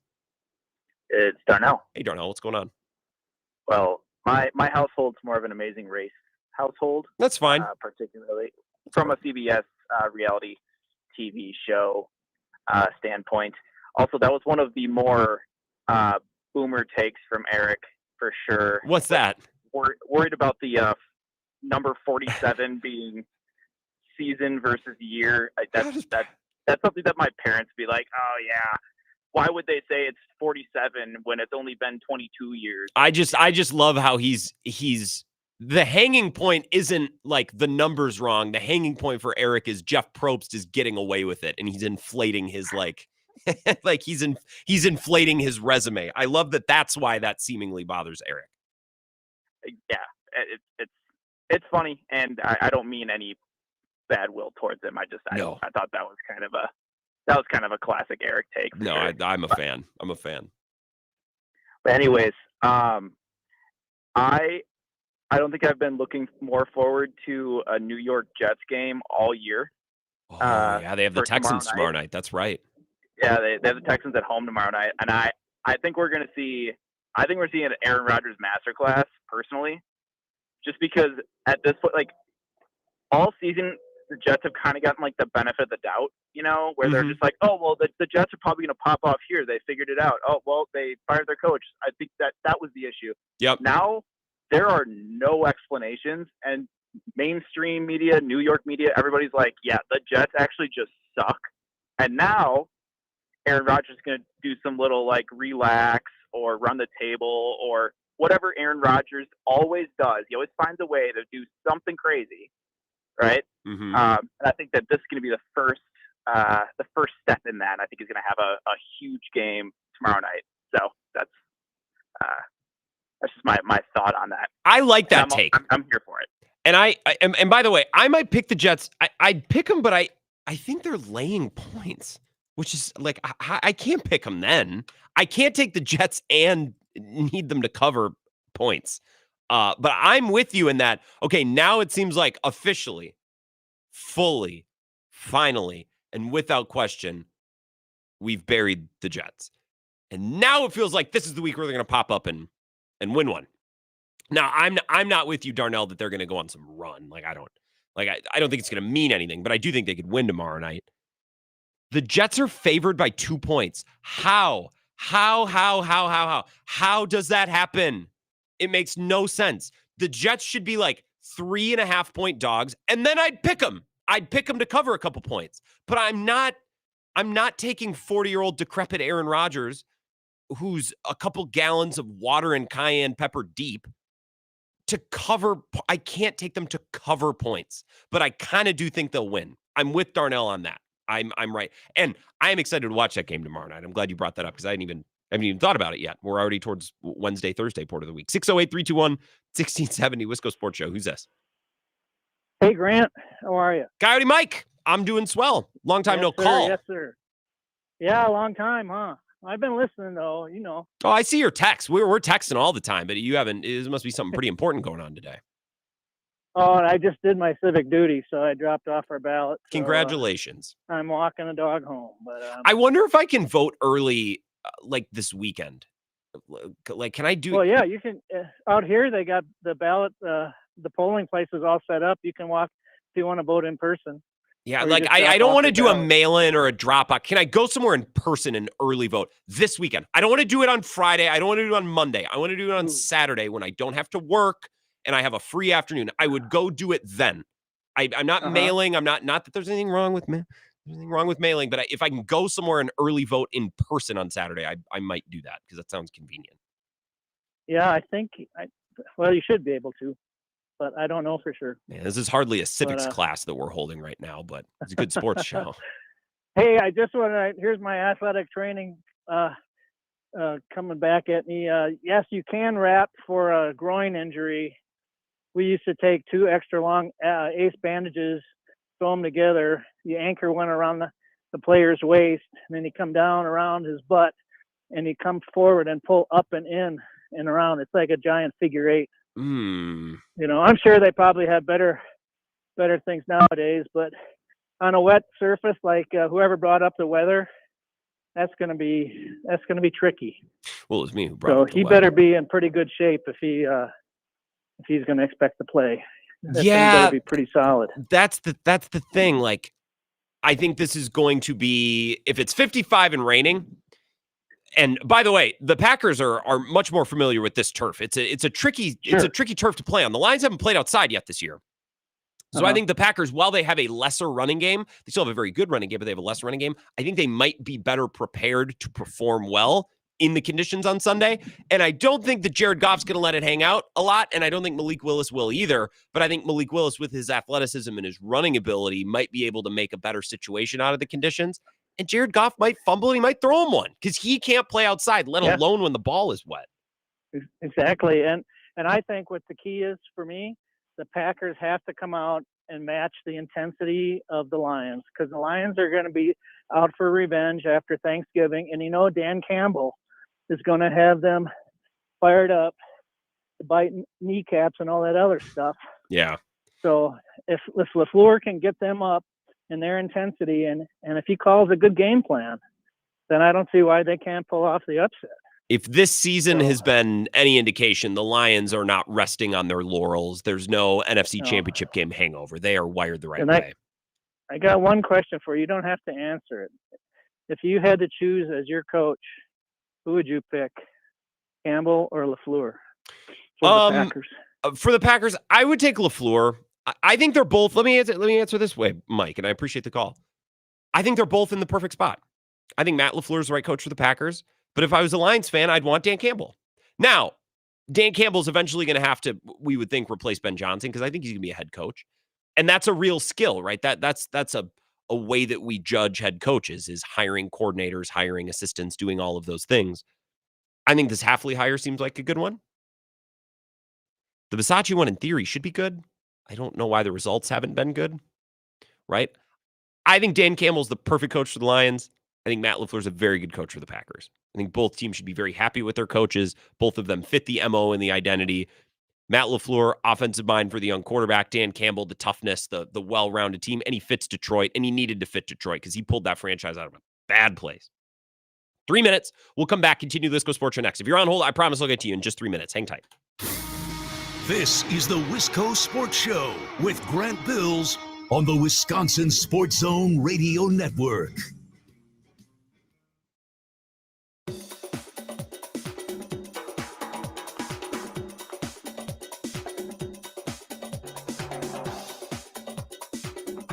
The Wisco Sports Show will resume in 3 minutes.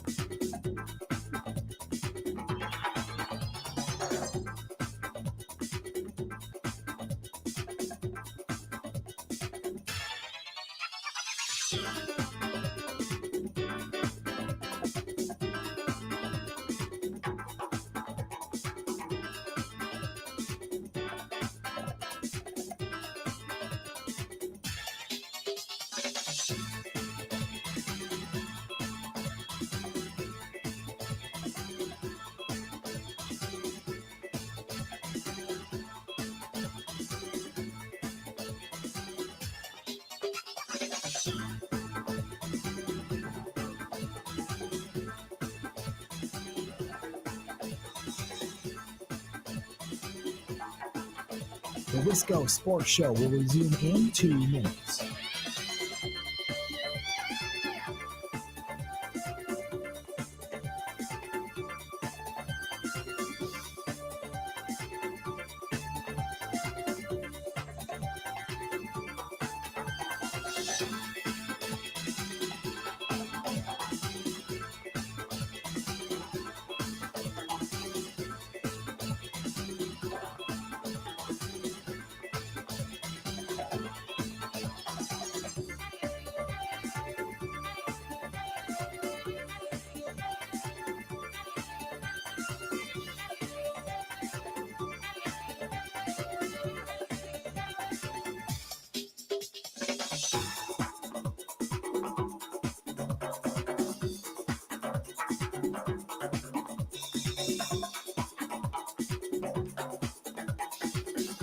The Wisco Sports Show will resume in 1 minute.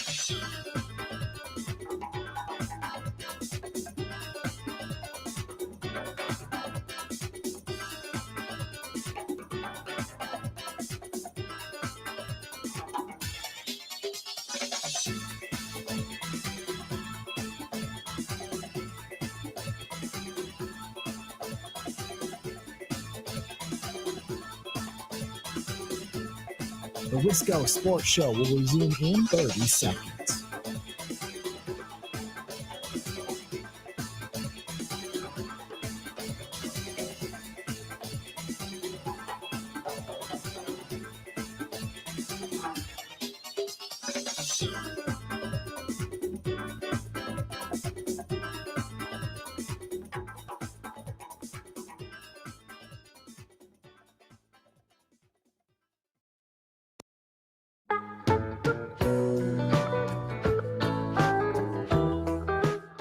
It's the Wisco Sports Show. Appreciate you listening. Bill Michaels Huddle coming up at 6 o'clock. Mike Clemens will bring you the latest on all of Matt LaFleur's commentary at his presser earlier today. All of the different injury situations. It's a long injury list today. They could all play, right? I think the good news when you see a long injury report, lots of guys banged up. But none of it is uber serious. We think. Might miss this week, maybe one more, but it's nothing that's going to land anybody on IR. We think it's nothing that's going to last or linger into the second part of the year. They might be shorthanded against the Lions a little bit, but I think Mother Nature might give the Packers some help. It looks like it might be raining, which is something that Jared Goff just cannot deal with or hasn't been historically able to deal with. Maybe on Sunday he does. We have no way of knowing these things. But the data and the history and my past experience with Jared Goff, this dude can't play outside. And if it's raining even a little bit, forget about it. If it's cold, forget about it. Let's take a call, and then I have some thoughts on the Packers defense real quick. 608-321-1670, Wisco Sports Show. Who's this? This is Carly in Madison. Hey, Carly, what's going on? Hello. You wanted to know if you can vote on the weekends. Yeah, can I go somewhere and vote on Saturday? Yes. I'm looking at the city clerk's website right now.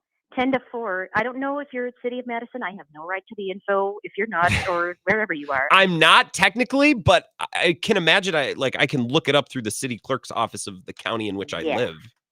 Yep, or the town in which you live, because I'm looking at City of Madison, and I would say yes, but out of the City of Madison, I do not know. Did you vote? Well, I have no right to know this. Did you? A lot of people have been early voting. It's a pain in the butt. I am all, Carly, personal responsibility. You should be able to work it into your day to go vote. Why do we just not make Election Day a holiday? I just feel like it would be nice. It would make everything so much easier for everyone. We have holidays for, not to diss any holidays, but I feel like we have holidays for lesser important days, Carly. You know what I mean? I do. I know exactly what you mean. Yes, I totally voted. I went early. I had an unexpected hour off of work, said, I'm going to run and go vote. But yes, City of Madison, the weekend, the hours are limited and you cannot register to vote, but you can go and vote if you've already registered on the weekends, yes. So I registered, Carly, I appreciate it. I'm going to look more into this. I registered, I think the other day, but I missed the cutoff to register online. So I began registration, I think it was 19 days away from the election, and I needed to do it 20. So I need to stop in to see my city clerk and be like, hey, please, could you, because if I'm voting day of, I can't also register day of, because I could be walking into a real, probably not where I live. I probably won't be walking into a jam-packed situation. I think I might try to do that on Saturday. That might be my goal. I think I'm going to try to figure that out, because then I don't want to come in to the show on next Tuesday with Bill and be all stressed out after having to register to vote and do all these things. I'll just try to do it this weekend. Hey, I saw a tweet on Monday from Ben Fennell, who does NFL stuff for CBS, NFL Prime Video, like really good film, draft follow. This is the tweet. I want to read it to you. And he's got a clip of Carl Brooks with a really good pass rush rep. He tweeted this.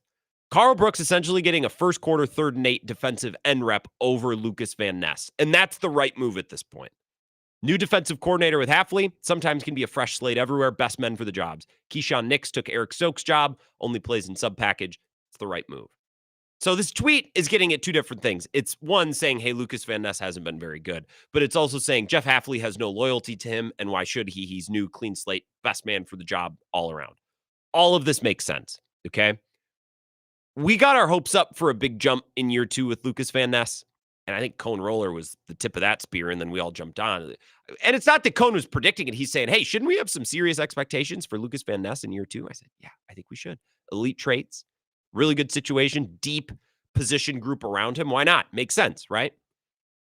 And he could still get hot this year. He could get white hot over the next month and really figure it out as a pro and go on a tear in the second half. 100%. I hope it happens. Not discounting that at all. But so far this season, he's been kind of invisible.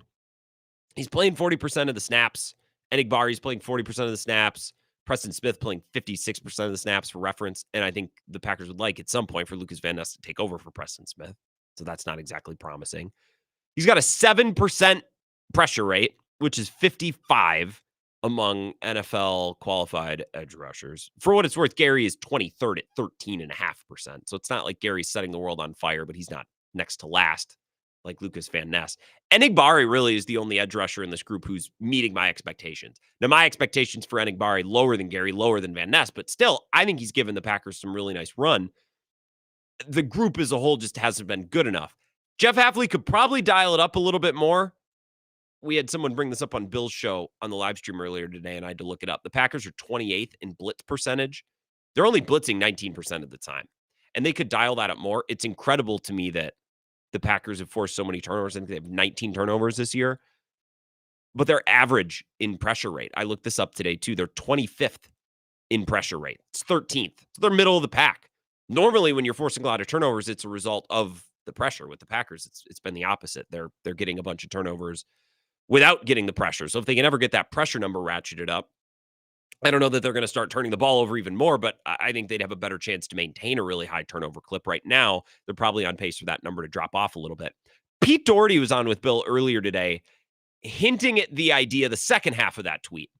Not just, hey, Lucas Van Ness has been good enough, but Ben Fennell in that tweet also says, with Jeff Hafley, the new defensive coordinator in town, right, previous notions, previous roles kind of go out the window. We're just looking for the best man for the job. And that's why Carl Brooks, among others, has been taking some of those reps from a player like Lucas Van Ness. This might be an interesting situation at inside linebacker too, because Eric Wilson has been so good in the absence of Quay Walker. Now, I think Quay Walker's still going to play a lot. It's not like he's going to get benched. Pete Doherty on Bill's show earlier today talked about this potential situation or adjustment, the usage of Eric Wilson and Quay Walker. If I'm them, I am seriously thinking about playing Wilson on early downs and putting Walker in there, on 3rd and 7, plays like that. I just think their run defense, statistically, it was very good last week. And just by the eye test too, in the last 2 games since Wilson's been playing, it just looks a little better. And I mean, Wilson's, like I said, only 230, so he gets walled off. He gets blocked out of there some, but he just plays more downhill, and I think their run defense is better for it. I think there's a role for Eric Wilson. I think there's a role for just about everyone on the roster defensively. It's on Jeff Hafley in the coming weeks to figure out where to plug and where to play. And Eric Wilson's just showed too much pop the last 2 weeks. When Quay left in the Houston game, and then again this last week in the absence of Quay down in Jacksonville, he just plays with too much pop. He flies the ball. He hits hard. This player needs to be out there. So if there's early downs, later downs, I think Eric Wilson has been so great in support of the run. And to Pete's point, he's lighter, he's smaller, he's going to get washed out at times too. But what's the difference between getting washed out and being in the hole there to make a play like Quay Walker and then just whiffing? Because we've seen that plenty too. So I'm interested to see how they continue to mix and match.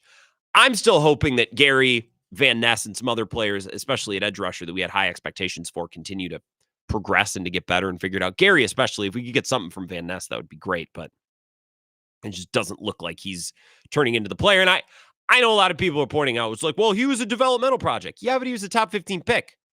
And I don't want to be taking edge rushers in the top 15 and then needing to wait 4 years for them to pan out. That's what we did with Rashawn Gary, and he's still not really the player that I kind of hoped he would be. Lucas Van Ness, who knows? We'll see. But that's kind of where I stand on defense. Just a couple numbers, a couple different substitution patterns, and I really like that idea, that point from Pete earlier, so I clipped it. I wanted to share that with you. Let's talk Badger football. Jesse Temple from The Athletic. He's going to join us next for his weekly appearance. We'll break down the Penn State loss and what comes next with Iowa looming on Saturday. This is the Wisco Sports Show with Grant Bills on the Wisconsin Sports Zone Radio Network.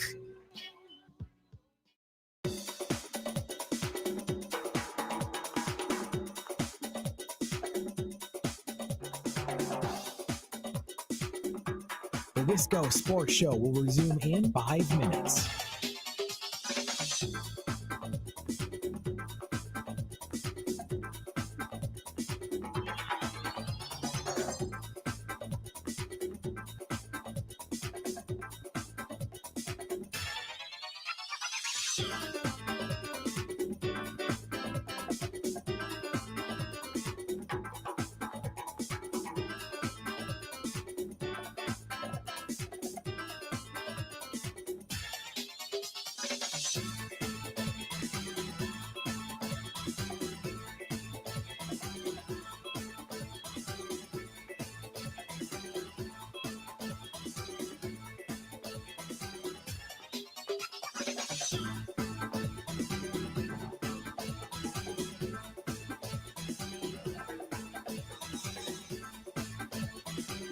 The Wisco Sports Show will resume in 4 minutes.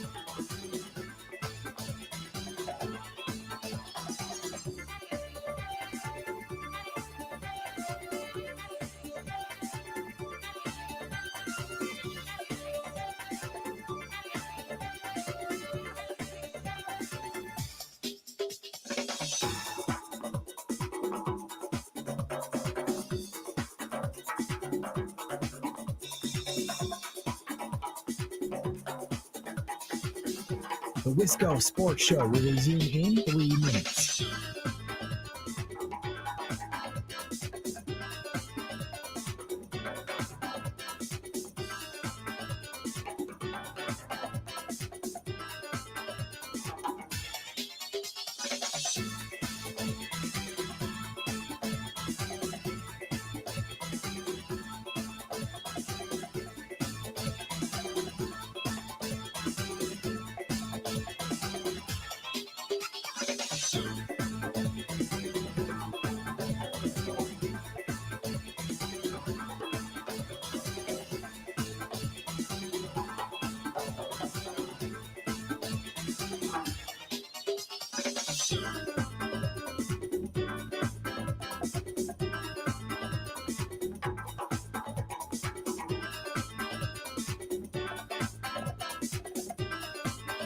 The Wisco Sports Show will resume in 2 minutes.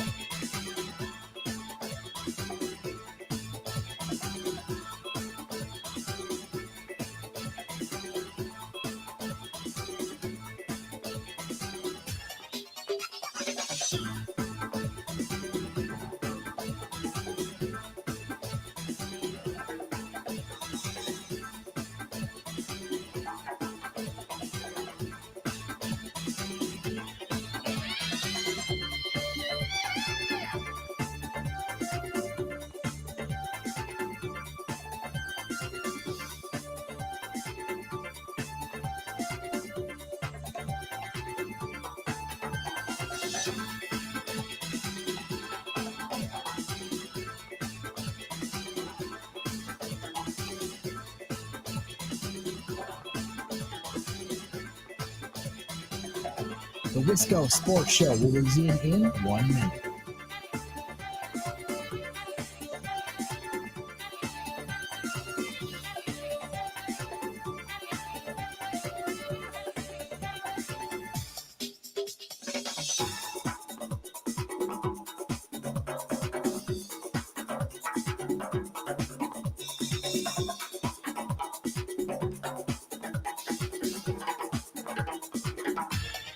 The Wisco Sports Show will resume in 30 seconds.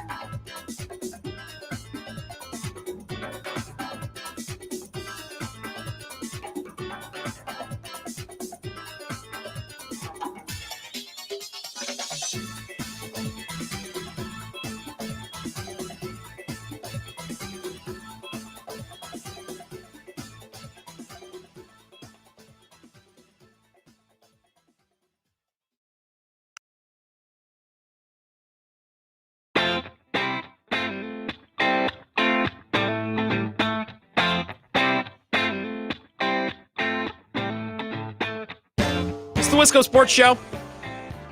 We're winding things down. In a time sense, we're winding things down. Still plenty of discussions to have. Jesse Temple standing by is going to join us to talk Badger football momentarily. Badger basketball tonight. They host River Falls in an exhibition game. And I wish I was there. And I think Cone, among others, have kept me accountable. I should be there tonight. I should be on the scene to cover this game. And the fact that I'm not, I think it's an indictment on me as a sports journalist. And I know what some of you are thinking. Grant, you're not a journalist. What are you talking about? I know, but still, this is an event, especially on a Wednesday, a WIAC Wednesday, a WIAC Wednesday, no doubt. This is just something that I should be at. So I texted Zach Heilprin, our sports director. And I said, hey, Zach, any interest in covering the Badgers versus the Cats with your favorite radio host next week? And he responded, nothing. He hasn't responded or replied. So when he does, maybe we'll make a plan, go cover a Badger game at the Kohl's Center next week. Now, Badger football still playing at Camp Randall. They lost to Penn State on Saturday. Really good conversation that I had with Jesse Temple earlier this afternoon. I want to play that for you now, and then we'll come back and put the finishing touches on the Wisco Sports Show, just you and me, after this is done. Jesse Temple is here from The Athletic. You can read his Badgers coverage there, especially now as basketball heats up, but also, of course, his football coverage that you've come to know and love, and you hear him on the camp with Zach as well throughout the week. So the headline for this game for me, I'm no writer, I'm no journalist, but would just simply be missed opportunity. And that could apply to so many different things, the micro level, the macro level. A few specific things from Saturday night that I wanted to ask you about, Jesse, before we zoom out and do, big program-wide talking points and questions. First thing I wrote down Saturday night watching, and it was apparent early, I was just so underwhelmed by the performance of Wisconsin's wide receivers. I just thought, man, their yards were left out there, possessions, big plays, potential big plays. And I don't know that Wisconsin and that offense bathed itself in glory in the second half, and maybe those drops had no effect on that. But, man, they had some big opportunities early and slipped through their fingers, literally, some bad drops and bad missed catches. Braden Locke needed all the help he could get, and he did not receive that from his core group. I think officially Wisconsin was credited with 5 dropped passes. You could make a case that there were at least 6. Tretch Kakahuna had trouble handling some. Will Pauling did as well. The same for C.J. Williams. And in a game like that, you need everything to go your way. You need some magic, like in Atticus Bertram somehow turning a punt that should have been blocked into a 15-yard run and a first down that leads to a Wisconsin field goal. And we saw what happened with this offense. They just struggled mightily. The run game couldn't get much going, and so you had to put it even more on the pass game. And while there were some throws out there that Braden was able to connect on, those missed opportunities sort of highlight what happened for the entire night, because it was a chance for Wisconsin's program to kind of get back on the map on the national stage, and they were right there into the fourth quarter, and once again just couldn't get it done. So what did you see from Phil Longo in this offense in the second half? Because I saw a lot of frustrated Badger fans on Twitter. It seemed very basic. It seemed very conservative, which even when the Badgers were clinging to a small lead, you figured they were going to need to score again. What did you think of the offensive approach and the way that they play called, they mix the runs and the passes, especially in the second half? Obviously, hindsight is 20/20, but that's what we're here for. Yeah, of course. I thought even in the moment, though, I was like, well, I mean, this is so not aggressive, the first 2 drives of the third quarter. And obviously they felt, at least in part, like they were going to put it on the defense, but you're obviously taking it out of the offense's hands when you're running the ball on first and second down to Tawee Walker and not getting anything. And then you end up with a 3rd and long in both situations. I mean, you look at the first drive, it was a 3rd and 6 at Wisconsin's own 15. And Braden Locke throws an incomplete pass to Vinny Anthony. And the next drive was the absolute backbreaker where Tawee loses 1 yard, then he loses 3 yards. It's 3rd and 14 at Wisconsin's own 8-yard line. And Braden throws a pass that he absolutely can't throw, that Jalen Reed intercepts and returns 19 yards for a touchdown to give Penn State the lead. So those 2 drives kind of sum it up. But then I go back and look at what Wisconsin did immediately after when they ended up getting the field goal. What did they do on first down? They passed. Braden completed a short pass to Will Pauling for 5 yards. They got a handful of first downs by throwing it. And so that's kind of the balance they're trying to strike. But the run game struggled all night, and they were just put in a bad spot. Braden was put in a bad spot, and then he made a bad throw. Well, and maybe a lesson to take away from this Penn State game is now they go up against Iowa, and they'll have to go up against Oregon, teams that are also really, really good. They're going to need to do a little bit more on offense than they would have and be a little bit more creative and aggressive. Putting Braden Locke in a position to only throw the ball on 2nd and long or 3rd and long, maybe getting him comfortable with some easier completions or some concepts against a more neutral defense on first down. Like maybe that's a strategy. Maybe that's something they think about more, because it's really tough for a quarterback who's struggling already, doesn't really have a feel with his wide receivers who, to your point, they weren't really helping him out. And then you're asking him to only throw on 3rd and long. Like I understand why maybe Braden Locke made a bad play that's just a tough spot to put a limited backup quarterback in, Jesse? Yeah, definitely. I mean, I'll be interested to see what the game plan is against Iowa, because the Hawkeyes are the Hawkeyes every year. You know what you're going to get. It's smash mouth physical football. They're one of the few teams in college football that really hasn't changed its identity. We've spent a lot of time the last couple of years talking about Wisconsin offensively. Yeah. But Iowa as a defense, they've had like the same coordinator for a billion years. And so Wisconsin's going to have to play very clearly its best football game of the season to win a game like this. And we'll see whether they have it in them to play with the physicality necessary. It's not like I expect a lot of big pass plays from Braden, but you've got to hit a few to keep Iowa's defense honest. Mm-hmm. So I want to talk bigger picture about the program and what this game meant, or maybe what it could have meant had they won. One more specific thing from the game I wanted to ask you about. Penn State's backup went 11 of 13 for 98 yards and a touchdown. It looked easy for him. And I don't even really want to slam and criticize the Badgers defense too much because they were on the field a lot, right? Complementary football was not really a thing for this offense and defense on Saturday. But what did you see from this Wisconsin defense in the second half? A defense that was in the midst of a historic stretch. What did you see good and bad from that unit on Saturday? Well, they're playing their butts off. They're in a good position, and all of a sudden they're trailing because Braden throws a pick six. Now, that's not an excuse. Penn State scored 2 touchdowns in the fourth quarter, but I think they were in a difficult spot in part because when they prepared for Bro Pribula, the backup quarterback, it was, well, we'll see him for a handful of snaps. Penn State, I mean, their offense was so fun to watch just because of the variety of looks they would give the defense. Mm-hmm. But maybe you see him as a wide receiver. Maybe you see both quarterbacks on the field together, but you'll see him 4 or 5 snaps.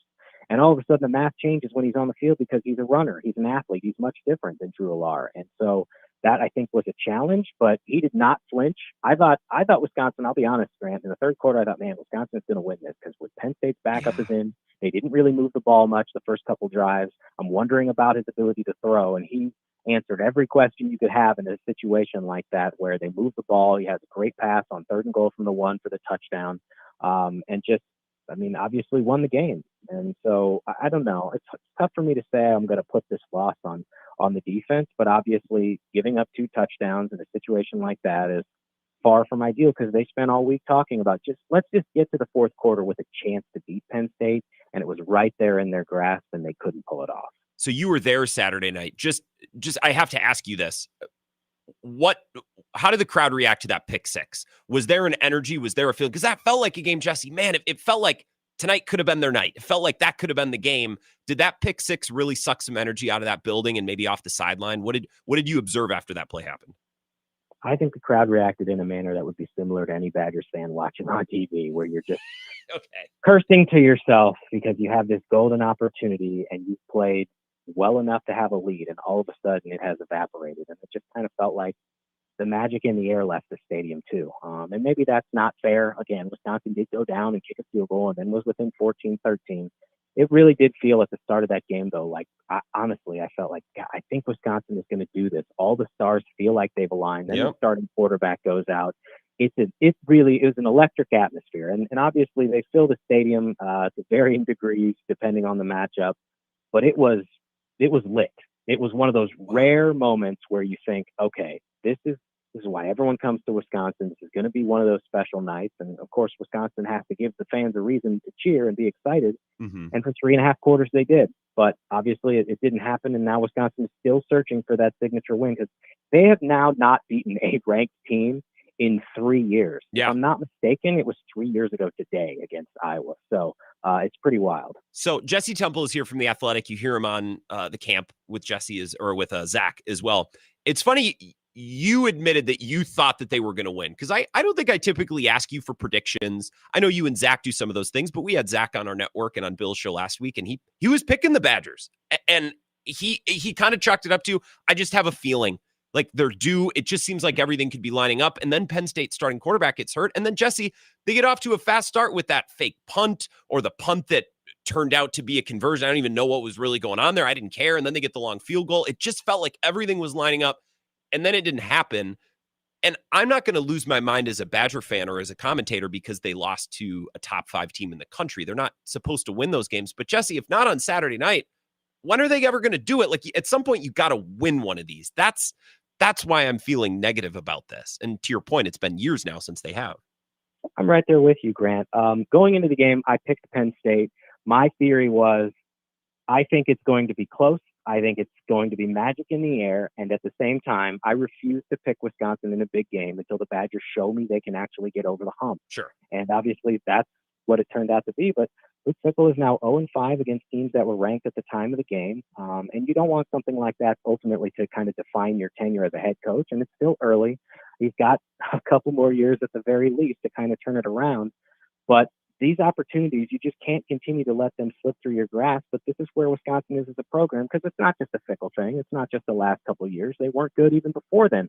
I believe they're 2-12 against ranked opponents since the start of the 2020 season. So Wisconsin has slipped to a point where it's not beating the teams that they're supposed to beat, but they're not beating the teams that, you need to play really well to beat, that at least occasionally they did previously. And so they've got a long way to go. I'm looking at Oregon coming in here in a couple of weeks as the number one team in the country, best team Wisconsin will face this season, and saying, oh, they couldn't do it against Penn State. It's hard for me to see them do it against Oregon. But of course, Wisconsin can shut us up and prove us all wrong. Well, and that's why sports are weird sometimes too. It feels like, well, now they don't have a chance against Oregon, and watch the Oregon game is finally the one that they win. I'm not going to discount that. Hey, to wrap up, the progress that they seemingly made, I think, is a program, and I still give them credit for that 3-game winning streak. The defense was great. They found something on offense.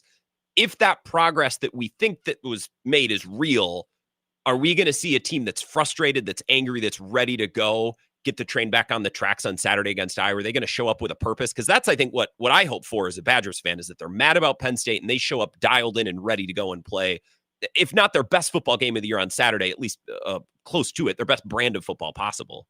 I would say this, in the conversations that I've had with the guys and the staff, I think the demeanor is good. And I mean, you can read into body language and all that. And maybe it's not true, but I've also covered some teams where you could tell the wheels were coming off or they were super frustrated. And obviously they want to win some of these games, but it feels like they're still together, and that may seem cliche or not matter. I do think that is important at this stage. I do too.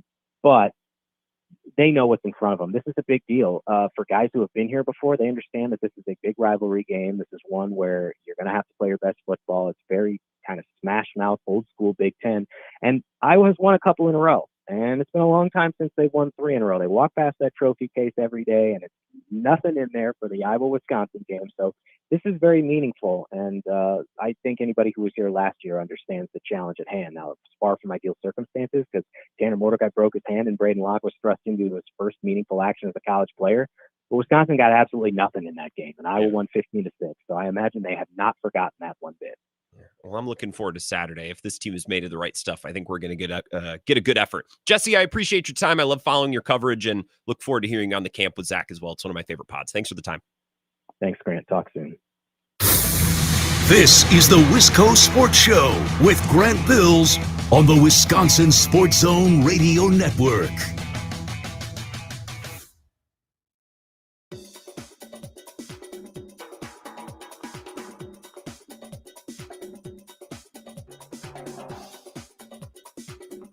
The Wisco Sports Show will resume in 3 minutes.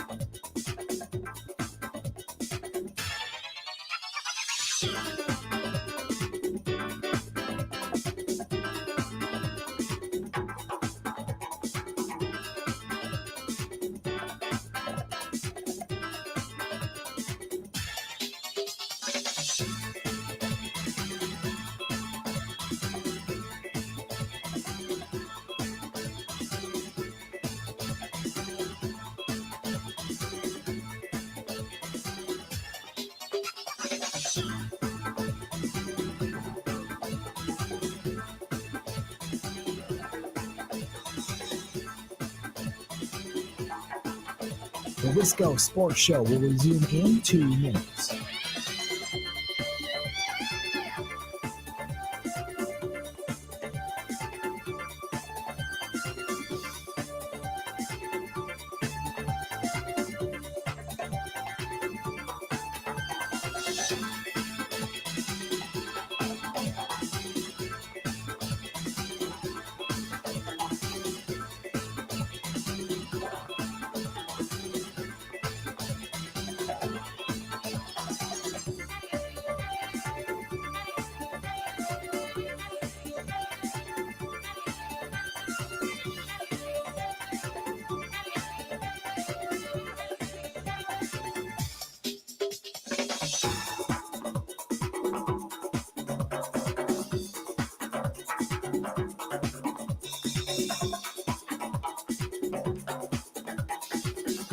The Wisco Sports Show will resume in 1 minute.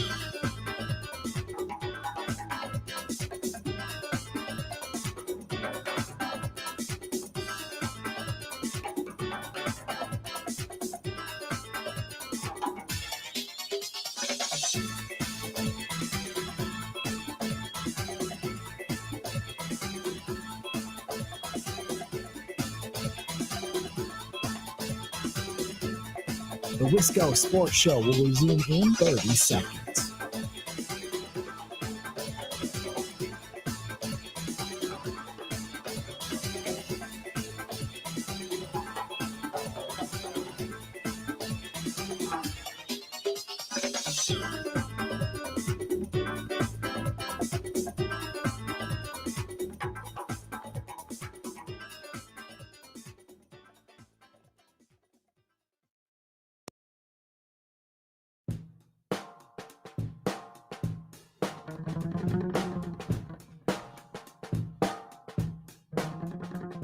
Wisco Sports Show. A couple minutes left before we get into the Bill Michaels huddle. Mike Clemens, you're going to hear the latest from Green Bay, what Matt LaFleur had to say today. And you might be wondering, what did Matt LaFleur say today? Well, not a whole lot. I'm not going to sit here and lie to you and tell you that Matt LaFleur is an engaging press conference listen.